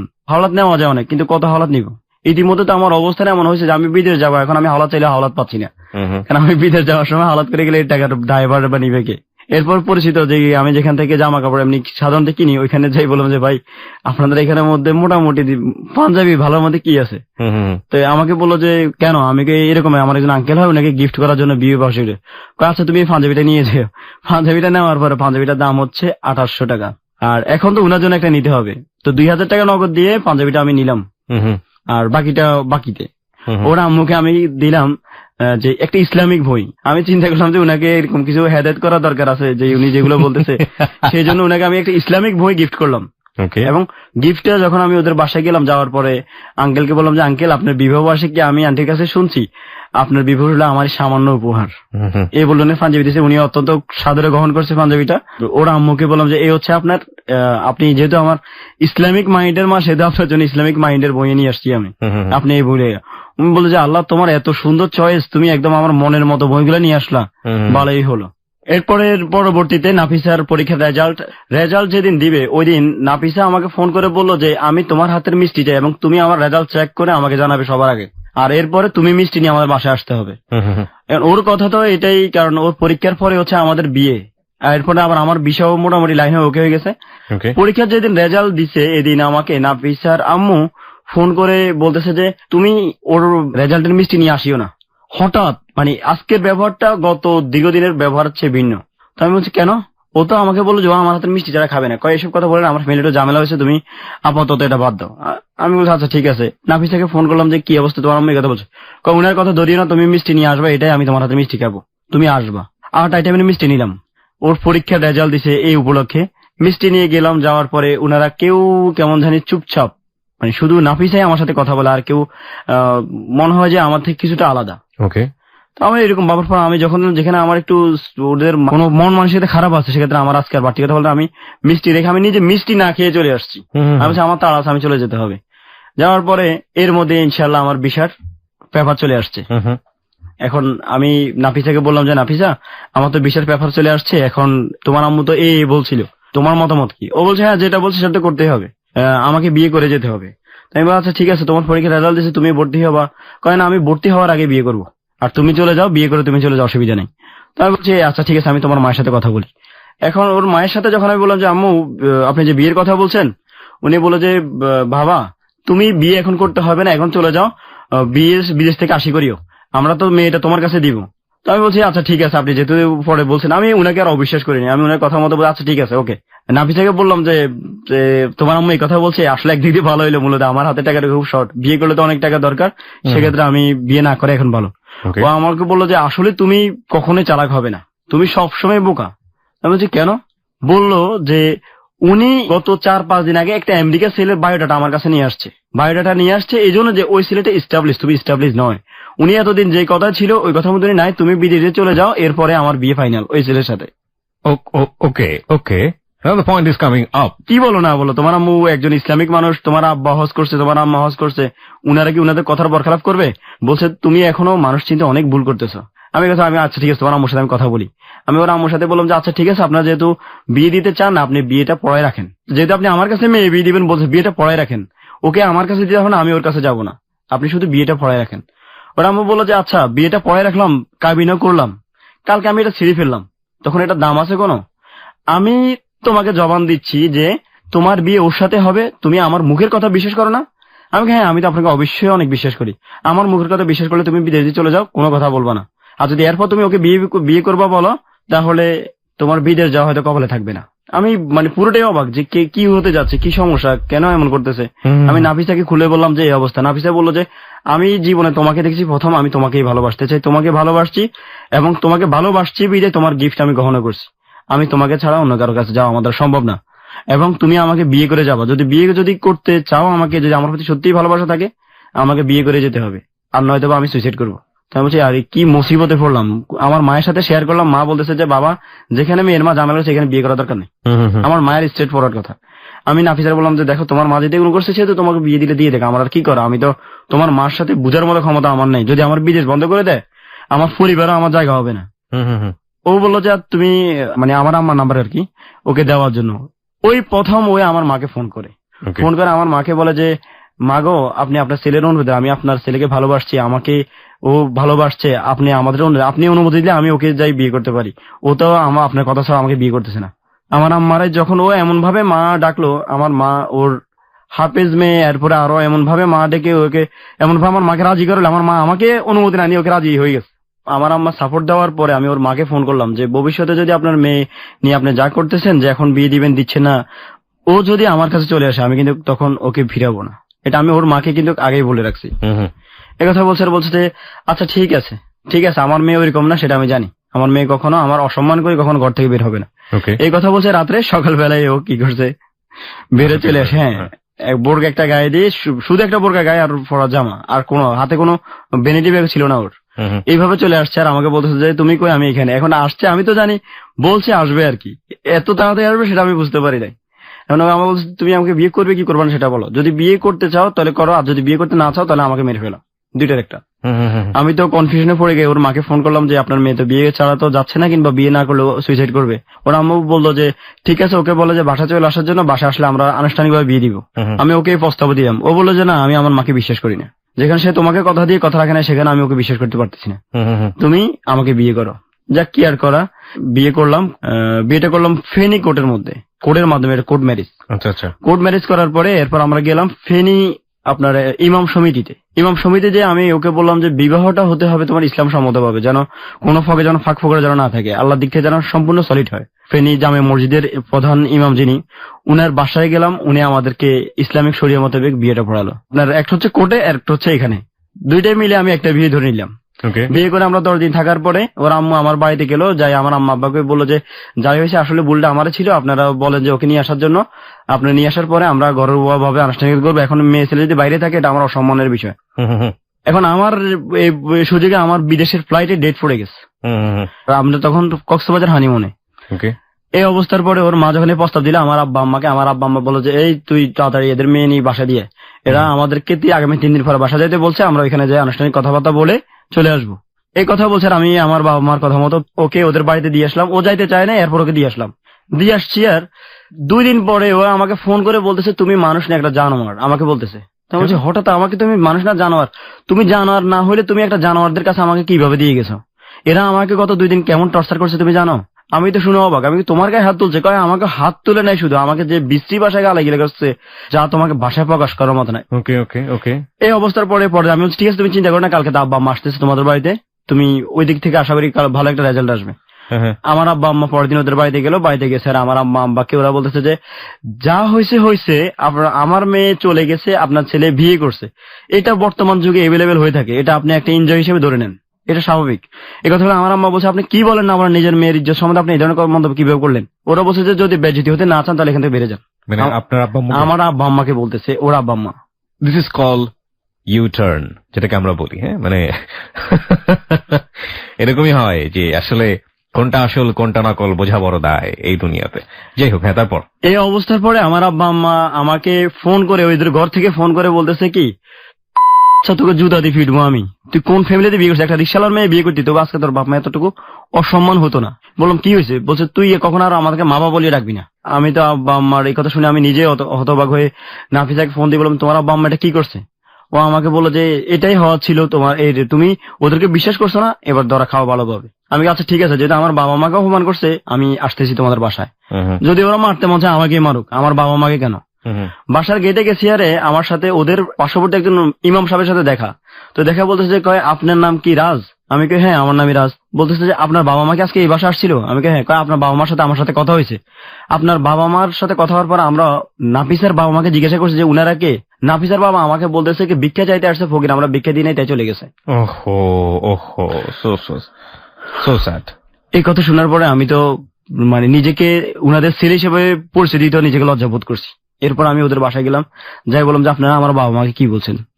বললো যে তোমার বাবা মা আসছে বিয়ের প্রস্তাব। কিসের বিয়ে টিয়ে এগুলা হয়ে যায়, এটা তুমি ভুলে যাও, ভালো হবে না। আর তুমি যদি এখন যদি কোনো চিন ক্রিয়েট করতে চাও যে বউ নিয়ে যাবে, তাহলে তোমার কিন্তু এখান থেকে তোমার লাশ যাবে। এটা হচ্ছে নাফিসার আম্মুর কথা। এমনকি তুমি যদি বাড়াবাড়ি করো তো তোমাকে জেলের ভাতও খাওয়াবো, জোর করে আমার মেয়েকে আটকে রাখার দায়। এখন আমি নাফিসাকে বললাম, নাফিসা তুমি কি বলো, আমি তোমার জোর করে আটকে রাখছি? এই কথা বলছে। নাফিসা বলতেছে যে কি আর করা, তুমি ওদের কথা মতো তো এমনই হয়, ওরা তো যা বলো ওটাই সঠিক, আমরা যা বলি সেটা সবই ভুল। এই কথা বলছেন। আমি বললাম আচ্ছা ঠিক আছে, আপনার যদি এইভাবে ভালো হয় তাই করেন, আমার বিদেশ যাওয়ার সময় আমি আর এখন ঝামেলা করতে রাজি না। এর মা কি করলো, কিছুক্ষণের মধ্যে ওদের বাসার সামনে ফোলাফাইন কয়েকটা নিয়ে আসলো, আমাকে বললো যে দরজা খুলে দেখে আসো কে আর আসছে তোমাকে দেখার জন্য, তুমি আমাদের জামাই তো, যদি সম্মান নিয়ে যাইতে চাও তাহলে সুন্দরভাবে চলে যাও। আমি বললাম যে আচ্ছা আপনি যে আমাকে মারার জন্য কাকে নিয়ে আসছেন? ও বললো যে এই এলাকার পুলিশ। আমি বলছি ঠিক আছে আপনি আমাকে মেরে ফেলেন, যদি আমাকে মেরে যদি আপনার সমাধান হয়ে যায় এটাই ভালো হবে। তবে আমি কিন্তু আপনার কাছে নত স্বীকার করবো না, কারণ আমি অন্যায় করি নাই, আপনি আমাকে নিয়ে আসছেন। এই পরিস্থিতি আমি ওই দিন আর রাগটা করে আর চলে গেলাম, আর ওর কথা বাড়াইলাম না। পরের দিন নাফিসা আবার পলায় চলে আসছে, না বলে, আমাকেও জানায় নাই। ও চৌরাস্তায় এসে আমাকে বলতেছে যে আমি চলে আসছি, তুমি আমাকে নিয়ে যাও। কেন তুমি আবার চলে আসছে কেন? আমার তো 3-4 দিন পরে আমার ফ্লাইট, আমি এখন কি করবো, কিভাবে কি করবো? এখন আমি আম্মার বললাম আম্মা এই অবস্থা। আমরা এই কথা বলছি, আম্মা কয় ঠিক আছে, এখন মেয়ে যেহেতু বেরিয়ে আসছে এখন মেয়েকে রোডে রাখবি নাকি, নিয়ে আয়। আমি যাই ওকে নিয়ে আসছি। নিয়ে আসার পরে আমার যে ফ্লাইট ছিল, ফ্লাইট ডেট আমি আরো 20 দিন বাড়াইছি। আচ্ছা, বাড়ায় আমি ওকে নিয়ে আমার খালার বাড়িতে চলে গেলাম। ওর বাবা মা এর মাঝে আমার বাড়িতে আমার বাবা মাকে পুলিশ দিয়ে ওদের মেয়ে অপহরণ করছি 50 লক্ষ টাকা ক্যাশ সহকারে, এবং উনার ফ্রিজে 20 ভরি স্বর্ণ ছিল, 20 ভরি স্বর্ণ টাকা ওকে বাসা থেকে কিডন্যাপ করে নিয়ে গেছি। ফ্রিজের ভিতরে গোল্ড ছিল? ওনার ফ্রিজের ভিতরে গোল্ড ছিল। পুলিশ আমার পুরো বাড়ি ঘেরাও করছে। মানে গোল্ড কি গরম হয়ে যায় নাকি নরমালি? না, চোরের ভয় হয়তো এমন ভাবে রাখছে। ফ্রিজের ভিতরে গোল্ড ছিল। যখন আমার এলাকা যায় এরকম বক্তব্য দিছে, আমার এলাকার মানুষ তো আমাকে চিনে, তারা বলতেছে যে আপনি যে ছেলের বিরুদ্ধে বক্তব্য দিচ্ছেন ও তো এই ধরনের ছেলে না। এরপরও গ্রামের মানুষ মনে মনে ভাবে যে 50 ভরি না হোক হয়তো 5 ভরি হলো নিচে। এখন আমার আব্বা আম্মা কয় কিরে ওদের 50 ভরি স্বর্ণ, 20 ভরি স্বর্ণ, 50 লাখ টাকা তুই কি করছিস? তা আমি কি মানে কি কয় পুলিশ আসে আমার বাড়িতে ঘেরাও করছে, তোর বাবারা ধরে নিয়ে যাইতেছে, আমাদের গালাগালি করতেছে। নাফিসা তখন আমার সাথে, আমি বলছি ঠিক আছে ওদের মেয়ের সাথে কথা বলতে, পুলিশকে কথা বলতেন। তখন নাফিসা ওদের পুলিশের সাথে কথা বললো যে আমার স্বামী আমাকে, আমি একটা প্রাপ্তবয়স্ক মেয়ে, আমি ওকে বিয়ে করছি স্বইচ্ছায়, এবং আমি আসার সময় নিজের ফরাজ জামাটা পরে আসছে, আর কিছু নিয়ে আসি নাই। আমার মা যা করছে সব সিটিংবাজি করছে। এইভাবে কথা বলার পরে পুলিশ বলছে যে আপনি যে বক্তব্য দিচ্ছেন আপনার মেয়ের সাথে আপনার সাথে বক্তব্য মিল নাই, যার অভিযোগ মেইন ও বলতেছে আপনার বিপক্ষে, সেক্ষেত্রে আপনার মামলার কোনো ভিত্তি নেই। ওই দিক থেকে আমি বেঁচে গেলাম। 17-18 দিন যাওয়ার পরে ওর আম্মা আমার বাবা মার কাছে আবার গেছে যে যা ভুল হয়েছে আল্লাহর হস্তে, আমি আপনাদের কাছে আমার আসল ফেতে আমার মেয়ে আর মেয়ের জামাইকে ভিক্ষা চাই। মানে আপনার শাশুড়ি এবং শ্বশুর দুজনেই গেছে? ওরা দুজনে আমাদের বাড়িতে গেছে, আমার বাবা মার হাত চাপি ধরছে যে আমরা এতদিন ভুল করছি, ভুল যা হয়েছে ক্ষমা করে দেন। এরই মাঝে আরেকটা কথা না বললেই নয়, নাফিসা ওই পরিস্থিতিতে তখন সে কনসেপ্ট হয়ে গেছে।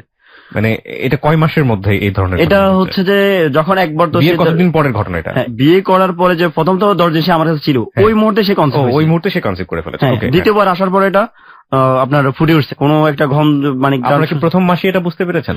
প্রথম মাসের শেষের দিকে এটা বুঝতে পেরেছেন। Okay fine. ওই কথা বলছে ও তো আল্লাহর কাছে 2 হাত তুলে মনে করেছে যে আল্লাহ আমার আসলে আমাদের তাকাইছে, তোমারও চলে যাওয়ার সময় হয়েছে, এই অবস্থা আমি থাকলে আর তাহলে আর অসুবিধা নেই। আমার আম্মা আম্মা বললো যে যেহেতু বউয়ের এই অবস্থা সেহেতু এখন আর একটা মেয়ের মা এমন করবে না, তো রায়। আমি বলছি আব্বা আপনি এর বিশ্বাস করিয়েন না আব্বা, দেখেন আপনি চিন্তা ভাবনা করি। আমার আব্বা বল তুই যদি ওর কথা না শুনো, আমার কথা না শুনোস, তো তোরা আমি ছেলেদের তর্জ করবো। ওরা আত্মীয় স্বজনের সাথে কখনো ঝামেলা যাইতে নাই, কারণ আজ হোক 2 দিন পর সে তোর শাশুড়ি এবং সে তোকে মানে ছেলের মতো আদর করতো। আমরা কোনো না কোনো ভাবে কাজে লাগবে, তাই তো?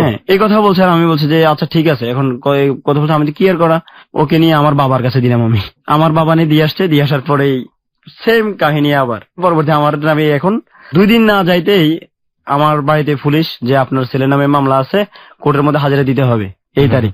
নাফিসাকে জিজ্ঞেস করলাম কি মামলা হয়েছে, ওরা আমাকে বলছে আমার স্কুলের ফর্মে ফোন করতে হবে, আমার একটা সিগনেচার চাইছে, আমি দিছি। ওই সিগনেচারটাকেই তারা করে আমার নামে নাফিসাকে বাদী করে মামলা করে ফেলছে।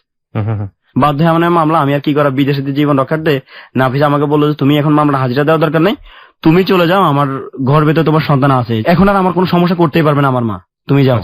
আর ওর সাথে আমার সাথে তখন আর দেখা নেই, আমি আর আমার কপাল নিয়ে চলে গেলাম বিদেশ। ওকে, বিদেশ যাওয়ার 15 দিন পর্যন্ত তার সাথে ঠিক মতো কথা বলছি। 16 দিনের দিনও আমার শাশুড়ি আমাকে ফোন করে বলতেছে যে এই তোমার বিদেশ যে গেছো, তোমার বেতন কত? আমি বলছি কত, বাংলাদেশি 40-45 হাজার টাকা হবে আর কি। আমার মেয়ে যে জুতা পরে ওটা 2600-2800 টাকা দামের, আর বাকিগুলোর কথা বললে তোর বাত খারাপ তো দূর কথা, তুই তো করে শুরু হয়ে গেছে। হ্যাঁ, তুই তখন আমাকে তুই করে কথা বলতেছে যে তুই কালকে থেকে নাফিসার ফোন দিবি না, নাফিসা তোকে স্বেচ্ছা ডিভোর্স দিছে। স্বেচ্ছা ডিভোর্স দিছে? হ্যাঁ, ডিভোর্স দিছে, এটা ওর মায়ের বক্তব্য। আমি নাফিসাকে ফোন করছি, নাফিসা আমাকে বলতেছে সেটা তোমাকে বলতে পারবো না আমি। আমার ঠিক আছে, আমার বাচ্চার কি অবস্থা? তো বলছে বাচ্চার কথা বললে তোর কপাল আরো দুঃখ আছে। তো আমি এখন আমার আম্মার বল, আম্মা আপনি একটু যাই দেখে আসেন যে কি এদের সমস্যা। যাই দেখে নাফিসা হসপিটাল। কি হয়েছে, নাফিসাকে রাত্রে মেরে ধরে অজ্ঞান করে তাকে অ্যাবর্শন করে ফেলছে। এখন বিদেশ থেকে আমার মা আমারে বলতেছে বাবা তুই শেষ, তোর যেটা ছিল এটারও মেরে ফেলছে। এটা নিয়ে আমি অনেক দৌড়াদৌড়ি করতে ওদের এলাকার মানুষকে জানাইলাম যে আমার বিবাহিত স্ত্রীকে এইভাবে করতেছে, আপনার একটু ব্যাপারটা দেখেন। আমার ইচ্ছা ছিল মুরব্বী হয়তো বললে হয়তো ওরা ভালো হয়ে যাবে। মুরব্বীরা গেছে, ওরা বলতেছে এই ছেলেটা আমার মেয়ে বিয়ে করেনি, আমার মেয়ে তো কখনো বিয়ে হয়নি, অস্বীকার। বিয়ের কাবিননামা দেখাইলাম, তাও অস্বীকার। বলতেছে যে এই ছেলেটা কম্পিউটার ইঞ্জিনিয়ার, এই আপনার বিভিন্ন ভাবে কম্পিউটার মাধ্যমে আমার মেয়ের ছবি লাগাইছে। ও আমার মেয়েকে বিয়ে করতে চাইছে, মূলত ওকে আমরা বিয়ে দিই নাই, কারণ ও একটা বখাটে মদখোর, গাঁজাখোর, নেশাখোর। ওদের কাছে কি বাইরে থেকে এসে এটা করলেন? না না না, আমি বিদেশ থেকে শুনতেছি এরকম বক্তব্য। আমি ওদের এলাকার মেম্বার চেয়ারম্যানের নাম্বার জোগাড় করছি আমার বাবা মার মাধ্যমে। সর্বশেষ আমি আমার আম্মাকে বললাম আপনি বৌদ্ধের একটা সার্চ ওয়ারেন্ট মামলা করেন, SDW আর কি যেটা মামলা বলা হয়। আমার মা মামলা করলো, নাফিসাকে আদালতে ডাকলো, নাফিসা আদালতের মধ্যে যায় আমার বিপক্ষে কথা বললো। বিয়ের কতদিন পরে এই ঘটনা? 1.5 মাসের মাথায়। বিয়ে করে বিদেশ গেলেন কতদিন পরে? ওর বাড়িতে দিলাম, এর 5 দিন পর আমার ফ্লাইট হলো। বিয়ের কতদিন পরে আপনি বিদেশে বাইরে? বিয়ের 3 মাসের মাথায়। বিয়ের 3 মাসের মাথায়, তার মানে সে অস্বীকার করলো 4 থেকে 4.5 মাসের মাথায়। হ্যাঁ, অস্বীকার করলো যে হ্যাঁ ও আমার স্বামী ছিল, আমি ওকে, ওর সাথে আমার সাথে বনি বানা হয় না বিদে আমি ওকে ডিভোর্স দিলাম স্বইচ্ছায়। ও আদালতে আমার মার সম্মুখেই কথা বলছে। আমার মা তো আমাকে বিদেশ ফোন করে বলছেন, আমি তো কান্নায় ভেঙে পড়ছি যে কি বলেন না বলেন, ও একটা হাফেজ মেয়ে, ও কিভাবে মিথ্যা কথা বললো? ও মিথ্যা কথা বলেনি আম্মা, ওকে সাপ দিব করানো হয়েছে। আমার আম্মা বলছে তুই বিশ্বাস করতেছস, তুই ঠকবি বারবার। যাই হোক, অনেক ধরনের হয়রানি করলো। করার পর আমি অনেক চেষ্টা করছি, আর দীর্ঘ 1 বছর আর তাদের সাথে আমার সাথে আর যোগাযোগ নাই। আমি ওর মাকে ফোন দিয়ে রিসিভ করে না, আমার বাবা মাকে হুমকি দিচ্ছে যদি আমি কখনো জন্য আসি দাবি আসি, আমার খবর আছে। নাফিসার সাথে আমার সাথে যোগাযোগ নাই, নাফিসা আমার সাথে যোগাযোগ করবেও না, নাফিসাই আমাকে চায় না।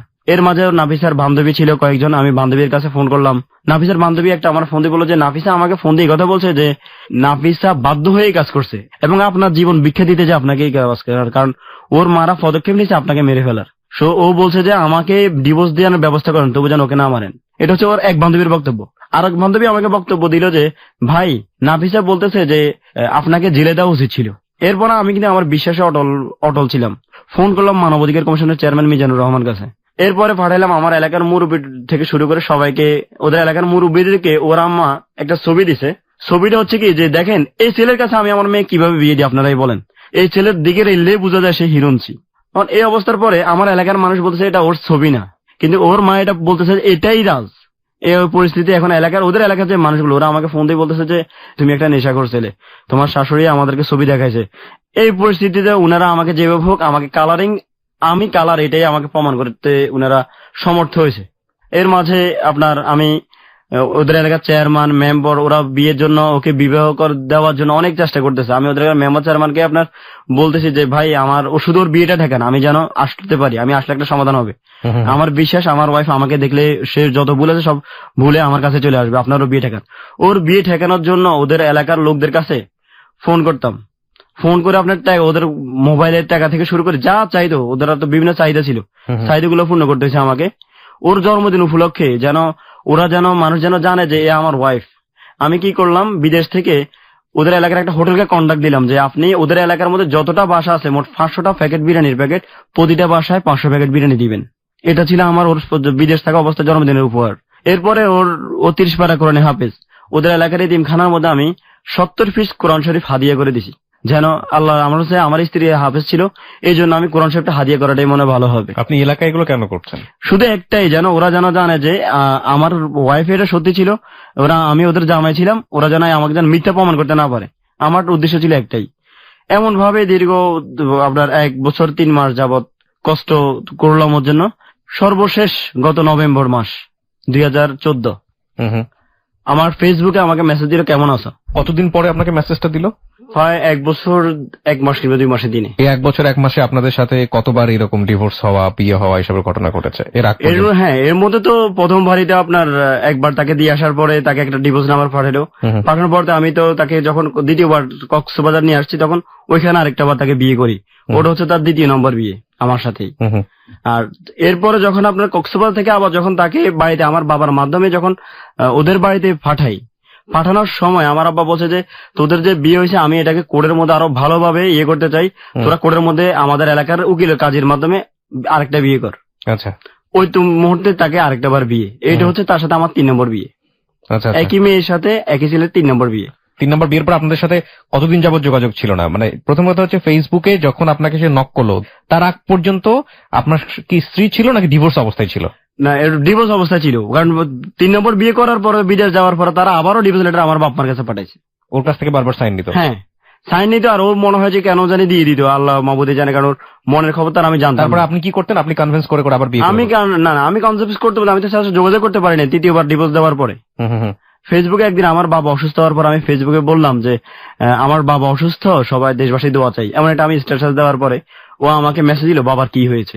মেসেজ করার পরে আমি ওকে বললাম যে আমি অপরিচিত লোকের সাথে কথা বলি, কারণ আমি তখন বুঝতে পারিনি সে নাফিসা। তাই আমি বলছি বাবার কি হয়েছে, আপনি কে বলছেন, তুমি কে যে আমার বাবার খোঁজ খবর নিচ্ছ?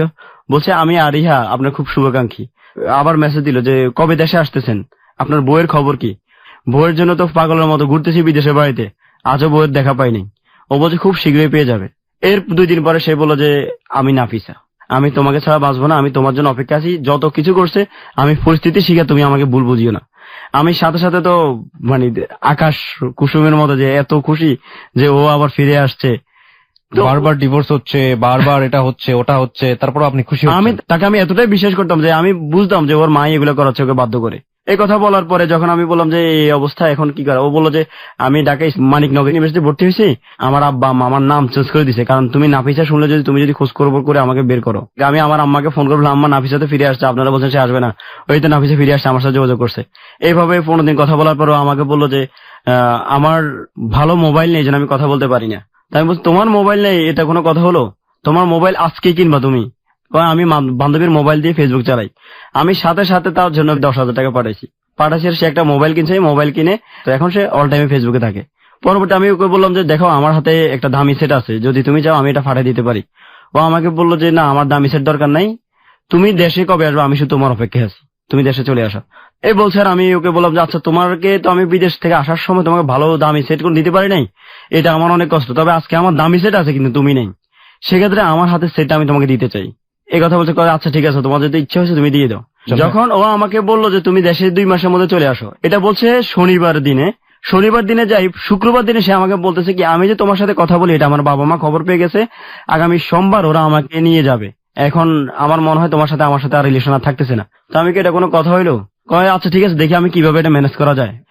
রবিবার সকালেও আমাকে বলতেছে তুমি যদি আমাকে সত্যিকার ভালোবাসো, আমাকে পেতেই চাও, তো তুমি আজকের দিনের মধ্যে বাংলাদেশে আসো, আর আজকের পরবর্তী তুমি যদি আমাকে যদি না পাও সেটার জন্য আমি দায়ী না। এখন এই কথা বলে আমি দিনে দিনে কি মানুষ বিদেশ থেকে আসতে পারে? রবিবার সকাল 9টা বাংলাদেশ টাইম। আমি কি করলাম, বললাম যে আমার তো এগুলো গোছাইতে হবে। ও বলছে কিচ্ছু গোছাইতে হবে না, তুমি যদি আমাকে চাও চলে আসো, তাহলে আমি তুমি যদি বলো আমি আমার বান্ধবীর বাসায় গিয়ে ওয়েট করবো। আমাকে দেখো, আমাকে আবার নিয়ে ধোকা দিও না কিন্তু। ও বলতেছে তুমি আমাকে অবিশ্বাস করো, আমি তো চাইলে আমার বাবা মার কথা ধরে বিয়ে বসে যাইতে পারতাম, আমি তো বিয়ে বসিনি, তোমার জন্য অপেক্ষা করছি, এবং আজকের মধ্যেই আমি আমার বান্ধবীর বাসায় যাবো। তাহলে আমি বলছি আচ্ছা ঠিক আছে, আমি তোমার আধা ঘন্টা পরে জানাচ্ছি। আধা ঘন্টা পরে আমি সিদ্ধান্ত নিলাম জীবনে যা আছে ওর জন্য তো এত কিছু করলাম, ওকে পাওয়ার জন্য না হয় একটা রিস্ক নিই, মন যা বলে সেটাই শুনবো। হ্যাঁ, ও বান্ধবীর বাসায় চলে গেল, বান্ধবীর নাম্বার আমাকে দিল যে তুমি এয়ারপোর্ট নেমে আমাকে ফোন দিবা, ইমার্জেন্সি টিকিট কেটে আমি কাতার এয়ারওয়েজ করে যখন বাংলাদেশে আসলাম তখন রবিবার রাত 11:30 দিনে দিনে তার জন্য চলে আসছি। চলে গেলাম আমার ফুফুতার বাসায়, কারণ ওর বান্ধবীর বাসায় রাতের গভীর রাত্র। ও বলে তুমি ভোরবেলা চলে আসো, আমরা একসাথে শাহজালাল মাজারে যাব কালকে। গাড়ি ভাড়া নিয়ে ও সহকারে চলে গেলাম শাহজালাল মাজারে। গিয়ে ওইখানে গিয়ে আপনার হুজুরদের দিয়ে আমরা বিয়ে পড়ায় কাবির নামা আবার করছি। কতদিন আগের ঘটনা এটা? এটা হচ্ছে নভেম্বর মাসের 16 তারিখে আমি বিদেশ থেকে আসছি, 2014 সালের। হ্যাঁ, আর বিয়ে করছি 2000 নভেম্বরের 17 তারিখে। এর মধ্যে তো আমার ফ্যামিলিতে অনেক গরম আমার উপর, যে ও একটা মেয়ের জন্য এতবার ধোকা দেওয়ার পর সে মেয়ের জন্য দিনে দিনে বিদেশ থেকে চলে আসলো, বাড়িতেও যায় নাই, ওর কাছে চলে আসছে সরাসরি। মাজার গেলাম, বিয়ের কাজ শেষ করলাম, এটা হচ্ছে ওর সাথে আমার সাথে 4 নম্বর বিয়ে। বিয়ের পরেই মাজার ওইখানে আমরা 2 দিন অবস্থান করে আমি চলে গেলাম আমার চিরঙের খালার বাড়িতে। যাওয়ার পরেও আমার বলতেছে আমার মায়ের বিরুদ্ধে আমি একটা অ্যাকশন নিব, উনাকে জেল খাটাবো। ও নিজ থেকে বলতেছে এই কথাটা। আমি বলতে যে তোমার মা পড়বে, তোমার মা তো জেলে গেলে তুমি পৌঁছবা, তুমি কান্নাকাটি করবা, সে তো মাকে নেয়। কয় না তুমি তো জানো না, আমি তোমাকে বলি নাই, আমার বাচ্চা মরে নাই, আমার বাচ্চাকে মেরে ফেলা হয়েছে, আমার বাচ্চা মেরে ফেলছে। তো আমি কি আল্লাহ এই কথা বললে তো তোমার মা জেল খাটতে হবে আজীবন, এমন একটা যদি কথা তুমি মেয়ে হয়ে বলে দাও, এর চেয়ে ভালো তোমার মা ওকে দরকার নাই। যাক, উনি হয়তো ভুল বুঝছে, এটাই কপালে ছিল। যাই হোক, এখন তো আমরা একসাথে হয়ে গেছি, অসুবিধা কি? ও বললো যে না আমি এরপর একটা জিডি করে রাখি। এই কথা অনুযায়ী সে নিজে বাদী হয়ে জিডি করে আসছে সে চিটাগং কোর্টের মধ্যে ওর মায়া বাবার বিরুদ্ধে, যদি ভবিষ্যতে তার মা বাবা যদি এমন কোন কর্মকাণ্ড করে। সেই জিডির কপি আছে আপনার কাছে? হ্যাঁ আছে। ওকে, আপনি সাধারণ করে নিয়ে আসছেন? হ্যাঁ নিয়ে আসছেন। দেখি জিডির কপিটা একটু।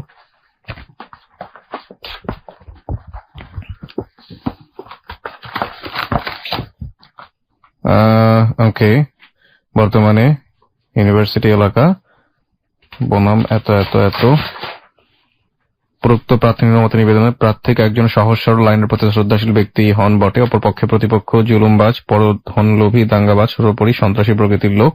প্রতিপক্ষ সবসময় ধরাকে সরাজ্ঞান করে থাকে। প্রার্থীর শহীদ মিরাজ হোসেন রাজ এর বিগত এত এত তারিখে 6 লক্ষ টাকা রেজিস্ট্রিকৃত কাবিননামা মূলে সামাজিক অনুষ্ঠানের মাধ্যমে বিবাহ সম্পন্ন হয়। বিবাহের পর প্রার্থীর স্বামী প্রার্থিনীকে তার জওজিয়তে নিয়ে যায়। প্রার্থীর স্বামীর সহিত বাদিনীর কোন রকম ভুল বোঝাবুঝি বা ঝগড়াঝাটি নেই। তারপরও প্রার্থীর বাবা এবং মা 1 ও 2 নম্বর প্রতিপক্ষ, 3 ও 5 নম্বর প্রতিপক্ষগণের সহায়তায় ও প্ররোচনায় বাদিনীকে বাদিনীর স্বামীর সহিত সংসার যাপন করিতে বাধা প্রদান করে। প্রতিপক্ষগণ জোরপূর্বক একটি ডিভোর্সনামা প্রার্থীর স্বামীর বিরুদ্ধে তৈরি করে জোর করে তাতে প্রার্থীর স্বাক্ষর আদায় করে এবং প্রার্থীর স্বামী ও প্রার্থীর শ্বশুর শাশুড়ির মাধ্যমে বিভিন্ন মিথ্যা মামলা দিয়ে প্রার্থীর স্বামীর বাড়ি ঘরে সন্ত্রাসী হামলা চালিয়ে প্রার্থীর স্বামীর ও শ্বশুর পরিবারের সামাজিক মর্যাদা ও অর্থনৈতিক ক্ষতি করার চেষ্টা করে। প্রার্থীর স্বামী মিরাজ হোসেন রাজ প্রবাসে থাকা স্ত্রীকে পিত্রালয়ে রেখে যায়। গত 1 বছর পূর্বে প্রার্থীর স্বামী দেশে আসলে প্রতিপক্ষগণ প্রার্থীর স্বামীকে অপহরণ করিয়া গুম করার চেষ্টা করে এবং প্রার্থীর স্বামীর ঔরস্যে ও প্রার্থীর গর্ভে সন্তান জন্ম নিলে প্রতিপক্ষগণ জোরপূর্বক প্রার্থীকে নষ্ট করিতে বাধ্য করিলে প্রার্থিনী প্রতিবাদ জানাইলে প্রতিপক্ষগণ প্রার্থীকে দীর্ঘ 9 মাস গৃহবন্দী করে রাখিয়া নির্মমভাবে শারীরিক এবং মানসিক নির্যাতন করে উক্ত সন্তান নষ্ট করতে বাধ্য করে এবং প্রার্থীকে অবিবাহিত বলিয়া অন্যত্র বিয়ে দেওয়ার চেষ্টা বা প্রচেষ্টা চালায়। প্রার্থী সব অত্যাচার নির্যাতন নীরবে সহ্য করার পরও প্রতিপক্ষগণের সাথে থাকিয়া মানবেতর জীবনযাপন করিতে থাকে। গত 1 মাস আগে প্রার্থীর স্বামী পুনরায় বিদেশ থেকে আসিলে প্রার্থী প্রতিপক্ষগণের অগোচরে প্রার্থীর স্বামীকে সমস্ত ঘটনা খুলে বলিলে প্রার্থীর স্বামী প্রার্থীকে নিয়ে আলাদা বাসায় চট্টগ্রামে থাকার ব্যবস্থা করে। সেখানেও প্রতিপক্ষগণ আসিয়া প্রার্থী এবং তার স্বামীকে জানে মেরে লাশ গুম করে ফেলার, প্রার্থী ও তার স্বামীকে অপহরণ করে গুম করে ফেলার, প্রার্থী ও তার স্বামীকে অ্যাসিড মেরে ঝলসিয়ে দেওয়ার এবং নারী নির্যাতনের বিভিন্ন মামলা মোকদ্দমা দিয়ে প্রার্থীর স্বামীর ও প্রার্থীর শ্বশুরালয়ের ক্ষতি করার হীন চেষ্টায় লিপ্ত রহিয়াছে। বর্তমানে প্রার্থী তার স্বামী ও শ্বশুর বাড়ির লোকজনের সাথে চট্টগ্রামে সুখে সংসার যাপন করিতেছে। এহেন পরিস্থিতিতে প্রতিপক্ষগণ যে কোনো মুহূর্তে প্রার্থীর ও প্রার্থীর স্বামীর সুখের সংসারে আগুন ধরাতে পারে, চির ধরাতে পারে। অ্যাসিড মেরে প্রার্থী ও প্রার্থীর স্বামীকে ফাঁসিয়ে মিথ্যা মামলা মোকদ্দমা দিয়ে হয়রানি করিতে পারে। নারী নির্যাতন মামলা দিয়ে বাদিনীর শ্বশুর পরিবারকে হয়রানি করিতে পারে। প্রার্থীকে অপহরণ করে নিয়ে হটাতে পারে। প্রার্থীর সংসারে ভাঙন ধরানোর চেষ্টা করিতে পারে। প্রার্থীর স্বামীকে জানে মেরে লাশ গুম করে ফেলতে পারে মর্মে প্রার্থী আশঙ্কা করিতেছে বিধায় প্রার্থী ভবিষ্যৎ সূত্রের জন্য অত্র ডায়েরিখানা পেশ করিতেছে। অতএব বিনীত প্রার্থনা মাননীয় আদালত ন্যায় বিচারের স্বার্থে ফৌজদারি কার্যবিধির 44 ধারা মোতাবেক প্রার্থীর আনিত অভিযোগ ভবিষ্যতের সূত্র হিসেবে সংরক্ষণের জন্য সাধারণ ডায়েরিভুক্ত করার আদেশ দানে বিজ্ঞ আদালতের সদয় মর্জি হয়। এটা করেছেন আপনারা 18/12/2014 তারিখে এবং আপনার ওয়াইফ নিজে এই জিডিটা করেছে, তাই তো? এবং নিকানামা এখানে আছে। ফাইন, তারপরে বলেন। তারপরে জিডি করার পরে ও আমাকে বললো যে ওদের বিরুদ্ধে অ্যাকশনে যাও, তুমি আমার বাবা মাকে গ্রেপ্তারের ব্যবস্থা করো। তখন আমি বলছি দেখো উনারা আমাকে এত কিছু করছে, আমি এটাকে মনে করি উনারা আমার সাথে যে আচরণটা করছে ওটা আমি এক ধরনের দোয়া মনে করি। তখন ও বললো যে আমি আমার মা বাবার সাথে যোগাযোগ করার ইচ্ছা আমার কোনোদিনও নাই, এই কথা বলছে। আমি বলছি আচ্ছা ঠিক আছে। এই জিডিটা করার পরে 3 দিনের দিনে ওরা আমার বাড়িতে গেছে। বাড়িতে যাওয়ার পরে আমার বাবা মাকে বললো যে যাই হয়েছে ওর আসলেই ও অনেক ভালো ছেলে, ওর সার্থক যে এই জন্য যে এত কষ্টে ভালোবাসা সে ফেরত পাইছে এত কিছুর পরও। আমি তার জন্য দোয়া ছাড়া আমার আর কিছু বলার নেই। তবে ওকে বলবেন যেন আমার মেয়ের সাথে আমার সাথে একটু কথা বলার সুযোগ দেয়। আমার মা হিসাবে এইটুকু আর্জি, আমি আর কখনো আপনাদেরকে ওদের সুখের সংসারে আর কখনো ঝামেলা করতে আসবো না। একথা বলার পর আমার আব্বা বললো যে বাবা থাক, মেয়ে মানুষের মা তো, মার মেয়ের একটু কথা বলতে দিস। তাই আমি বলছি আচ্ছা ঠিক আছে, আপনি যদি বলছেন। তখন আমার বাবা আমার নাম্বার আমার শাশুড়িকে দিয়ে দিছে। শাশুড়ি আমাকে ফোন করে কান্নাকাটি করলো যে বাবারে যা হয়েছে এগুলো কখনো মনে আনিও না, যা হয়েছে মূলত হচ্ছে যে আমি তোমাকে দোয়া করার কারণে আল্লাহ আজকে তোমাকে এই অবস্থানে নিয়ে আসছে, তুমি একটা ভালো অবস্থানে আসো, আমি খুব খুশি। তো আমি বললাম যে আম্মু যা হয়েছে আপনারা আমার সাথে যা করছেন আসলে আমি এগুলো দোয়া মনে করে নিচ্ছি, কারণ আপনারা দোয়া না করলে তো আমার আজকে ইনশাল্লাহ ওর জন্য দিনে দিনে বিদেশ থেকে আসার মতো অন্তত ক্ষমতা হতো না। এটার জন্য আপনার কাছে আমি কৃতজ্ঞ। এই বলে উনি আমাকে বলতে ঠিক আছে মাঝে মধ্যে অন্তত আমার মেয়েটার আমার সাথে কথা বলতে দিও। আমি বলছি আচ্ছা ঠিক আছে, কারণ একটা লোকের গণতান্ত্রিক অধিকার হরণ করার মতো ক্ষমতা আমার নাই। যদিও ওরা আমার লিগেল স্ত্রীকে আমার সাথে কথা বলতে দেয় নাই, ও কথা বলতে চাইতো না। ওর মা ফোন দিলে আমি বলতাম যে হ্যাঁ আমার সাথে কথা বলার পরে আমি বলতাম ধরো নাফিসা কথা বলো, তোমার আম্মা ফোন করছে। এইভাবে কথাবার্তা চলছিল। এরপর আমি চিটাগাং থেকে চলে আসলাম উত্তর আব্দুল্লাহপুরে। এখানে আসি আমরা বাসা ভাড়া নিলাম। বাসা ভাড়া নেওয়ার পরেও আমাকে বললো যে আব্দুল্লাহপুর বাসা নেওয়ার পরের ঘটনা, 1 সপ্তাহ পরে আমি ডাক্তারের কাছে না, ওর বলতেছে যে আমার কাছে মনে হচ্ছে আমি কনসেপ্ট হয়েছি, কারণ আমার কাছে এসে আমার শারীরিকভাবে ওইরকমই লাগতেছে, তুমি আমাকে ডাক্তার কাছে আবার নাও। আমি ডাক্তার কাছে নেওয়ার পরে ডাক্তার দেখছে হ্যাঁ আপনার স্ত্রী আবার কনসেপ্ট। এটা হচ্ছে সে দ্বিতীয়বার কনসেপ্ট করে। এরপরে ওর মাকেও আমি বলছি যে আপনার মেয়ে আবার এই অবস্থানে আছে, দোয়া করবেন। আর আপনার যদি ও আপনাদের বাড়িতে যাবে না, ও আপনার বাড়িতে যাওয়ার ইচ্ছা নেই, যদি আপনার ইচ্ছা থাকে আপনারা আসি ওকে দেখে যাবেন। উনি বললো যে আচ্ছা ঠিক আছে আমি সুযোগ করে আসবো। এইভাবে আমাদের সুখের সংসার চলতেছিল। আমরা যে একসাথে বসবাস করতেছি, ও কিন্তু রান্না জানতো না, যে কথা বললেই না, ও কোনো রান্না জানতো না। তো আমি বিদেশ থাকার কারণে আমাদের তো রান্না করে খেতে হয় এখানে। আমি এই দীর্ঘ 2 মাস যাবত ওকে নিজেই রান্না করে খাওয়াইতে হয়েছে আমাকে, ও কখনো রান্না করতে পারতো না। এবং তার সব ধরনের সেবা যতটুকু আছে, আমি একজন স্বামী হয়ে তাকে যতটুকু সেবা করার ততটুকু সেবা করেছি যাতে সে ভালো থাকে। সর্বশেষ গত জানুয়ারি 31 তারিখ আমি ওকে বাসায় রেখে চলে আসছি আপনার আব্দুল্লাহপুরে আসছি। আর ও আমাকে ফোন করছে তুমি কোথায়। আমি বললাম যে আমি তো এখানে অবস্থান করতেছি, তো তুমি বাসায় আসতে কতক্ষণ লাগবে। আমি বললাম 1 ঘন্টা সময় লাগবে। তো বলো যে না একটু সমস্যা হয়ে গেছে আমার বাবার। তো আমি কি হয়েছে আমাকে বলো। আমার বাবার একটু সমস্যা, যে তুমি বাসায় আসো। আমি আচ্ছা ঠিক আছে। বাসায় মানে কি, মানে ওদের বাসায়? আমার বাসায়, আমি যে বাসায় থাকি আর কি, ওকে নিয়ে। আধা ঘন্টা পরে আমার যাইতে যেতে আধা ঘন্টার মতো সময় লাগছে। বাসায় যাই দেখি ওই বাসায় নাই। বাসায় নাই না শুধু মানে বাসার মধ্যে শুধু আমার জামা কাপড় গুলো ছাড়া কিছুই নাই। আর এখন আমি বললাম ওর মোবাইল ফোন দিচ্ছে, ওর মোবাইলে বন্ধ। এখন হঠাৎ করে আমাকে না বলে কোথায় গেল কি করলো আমি বুঝতে পারতেছিলাম। আমি তাকে মোবাইলে ফোন দিচ্ছি, তার মাকে ফোন দিচ্ছি, তার মা ফোন রিসিভ করে না, ওর মোবাইল হচ্ছে বন্ধ। আমি চিন্তায় পড়ে গেলাম, দৌড়ে গেলাম। আমি আপনার আমাদের স্থানীয় থানা তুরাগ থানা আর কি, ওইখানে যাই, তার একটা নিখোঁজের জিডি করি। ওর বাসায়ও ফোন ধরতেছে না? ওর বাসায় ফোন ধরতেছে না। জিডি লাগবে না আমার, আপনি বলেন। হ্যাঁ তারপর? হ্যাঁ জিডি করার পরে পুলিশে বললো যে ঠিক আছে আমি তদন্তে যাচ্ছি। এরপর আমি গেলাম র্যাব 1-এর কাছে।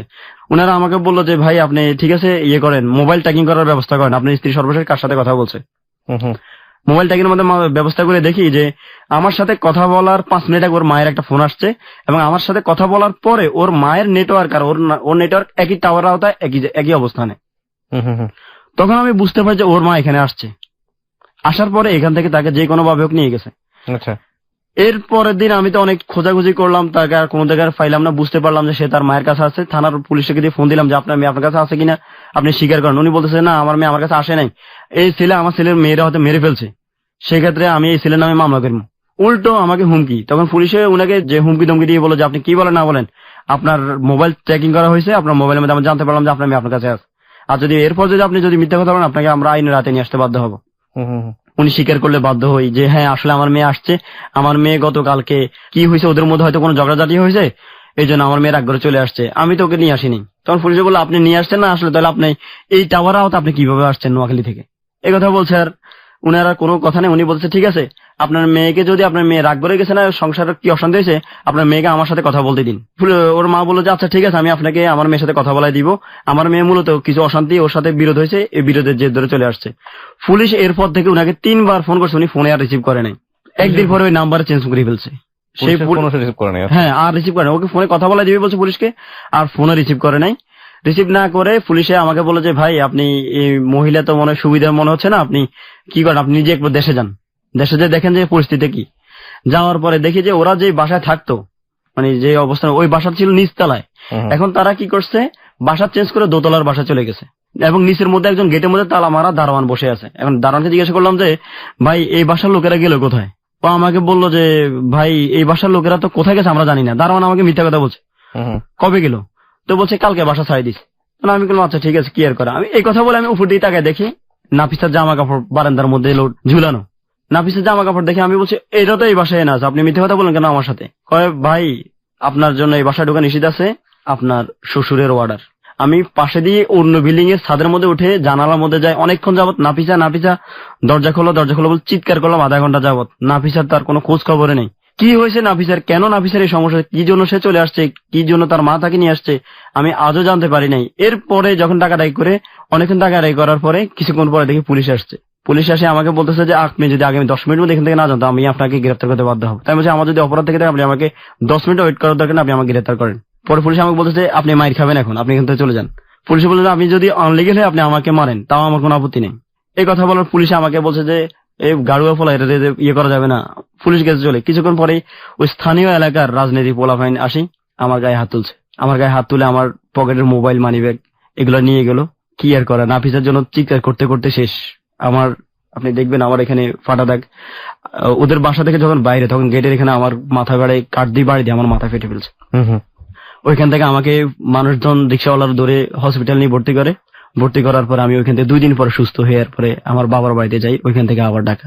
আজ পর্যন্ত এরপর আমি গেলাম মানবাধিকার কমিশনের চেয়ারম্যানের কাছে যে আমার স্ত্রীকে আমি এইভাবে নিয়েছি, এইভাবে আজকে বিদেশ থেকে আসার পরে এই পরিস্থিতি এবং তার গর্ভে একটা সন্তান আছে অলরেডি, এই অবস্থায় আমি তার নিরাপত্তা চাই।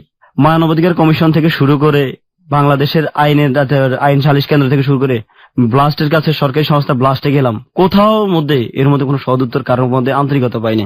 আজ আমি ওকে খুঁজতে খুঁজতে হয়রান হয়ে আজকে আমার বিদেশের। ওকে ফাইন, আমি লাস্ট আপনাকে বলি, লাস্ট কি অবস্থা, মানে একদম এক্স্যাক্টলি কতদিন যাবো তার সঙ্গে আপনার যোগাযোগ হয়? আর জানুয়ারি মাসের 31 তারিখে থেকে তার সাথে আমার সাথে যোগাযোগ নাই। তার সম্পর্কে আপনি কোনো আপডেট পান না? আর কোনো আপডেটও পাচ্ছি না। জিডি করা ছিল, জিডি নিয়ে আপনি তো আইনের দ্বারস্থ হতে পারতেন। আইনের দ্বারস্থ গেলাম, কিন্তু দ্বারস্থ কিভাবে করবো? আমার তো ওর যদি এই মামলা যদি আমিও করি ওর মা বাবা জেল খাটবে, আমার বিবেচনা ছিল এটা। এরপর আমাকে যখন আইনের লোকগুলো বলছে আপনি মামলা করেন, আমি থানায় তার জন্য একটা সার্চ ওয়ারেন্ট করছি কোর্টের মধ্যে, যেটা আমার কাছে এখনো আছে। সার্চ ওয়ারেন্ট করার পরে নাফিসাকে যখন পুলিশ জিজ্ঞাসা করছে আপনি কার কাছে যেতে চান, নাফিসা বললো যে আমি আমার মা বাবার কাছে থাকতে চাই। কেন করলো এগুলো, কি জন্য করতেছে, আমি আজও এর সদুত্তর পাইনি। যদি আমাকে বলতো যে আমি তোমার কাছে থাকবো না, আমি তাকে স্বেচ্ছায় দিয়ে দিতাম, কিন্তু আমাকে এইভাবে হয়রানি করার কোনো মানে ছিল না। কিছুদিন পরে ফিরে এসে ওই 4বারের মতো আবারও সে বলবে যে আসলে আমার বাবা মা ভুল ছিল, এটা যে কারণে আমি এটা করেছি। দিস ইজ দ্য থিং, যদি ম্যাচুরিটি চলেই আসে, প্রথম একটা জিনিস হচ্ছে যেটা যে যদি আপনার কথা আমরা একদম 100 সত্যই ধরে নেই, হ্যাঁ আপনার অপরাধ জগৎ পত্রিকাতে আপনাদের একটা ফিচার এসছে, দ্যাট ইজ নট ইম্পর্টেন্ট। একটা যেটা হচ্ছে যে যদি আপনার কথা আমরা 100 সত্যই ধরে নিই, কারণ এখানে আপনি বলে গেছেন, সুতরাং আপনার বাইরেও তাদেরও অনেক কিছু বলার থাকতে পারে, আপনার স্ত্রীর অনেক কিছু বলার থাকতে পারে, সুতরাং ওই জায়গা থেকে আপনার কথা যে সম্পূর্ণ রকম সত্য হবে সেটারও একটা বিশ্বাসযোগ্যতার একটা ব্যাপার থাকে, সত্য হবে না ইনফ্যাক্ট। আবার একইভাবে যদি আপনারা সত্যও ধরে নিই, তাহলে আপনার জায়গাতেই যদি আমরা বলি সবচেয়ে বড় ভুলটা কোন জায়গাটাতে, ভুলের জায়গাটা কোন জায়গাটাতে? আপনার স্ত্রী 1 বার না 2 বার না 3 বার না 4 বার এই ঘটনা ঘটিয়েছে, তাই না? আপনার ভাষ্য অনুযায়ী তাই। তারপরও আপনি মানুষটার কাছে বারবার ফিরে এসেছেন। আপনাদের অপরাধের বলি হচ্ছে নিরপরাধ সন্তান। প্রথমবার সে বলি হলো, দ্বিতীয়বার এখন কি অবস্থায় আছে আপনারা জানেন না। হ্যাঁ, আপনার ক্যারিয়ারেরও 12টা বাজতে চলেছে, ইনফ্যাক্ট ফ্যামিলির জায়গা থেকেও আপনি অনেক বেশি থ্রেটেন জায়গাতে আছেন। জি, তো একটা মানুষ বারবার আপনার কাছে আসছে, কোনো কারণ ছাড়াই সেভাবে চলে যাচ্ছে, যাওয়ার পরে কোর্টে বলতেছে যে আপনাকে সে চেনে না, তার বাবা মার সাথে সে থাকতে চায়, আপনি তারপরে তার কাছে কেন যান? মূলত হচ্ছে যে আমি সামাজিক ভাবে আমাদের ফ্যামিলিদের মধ্যে এক হচ্ছে আমার আত্মসম্মান বোধ।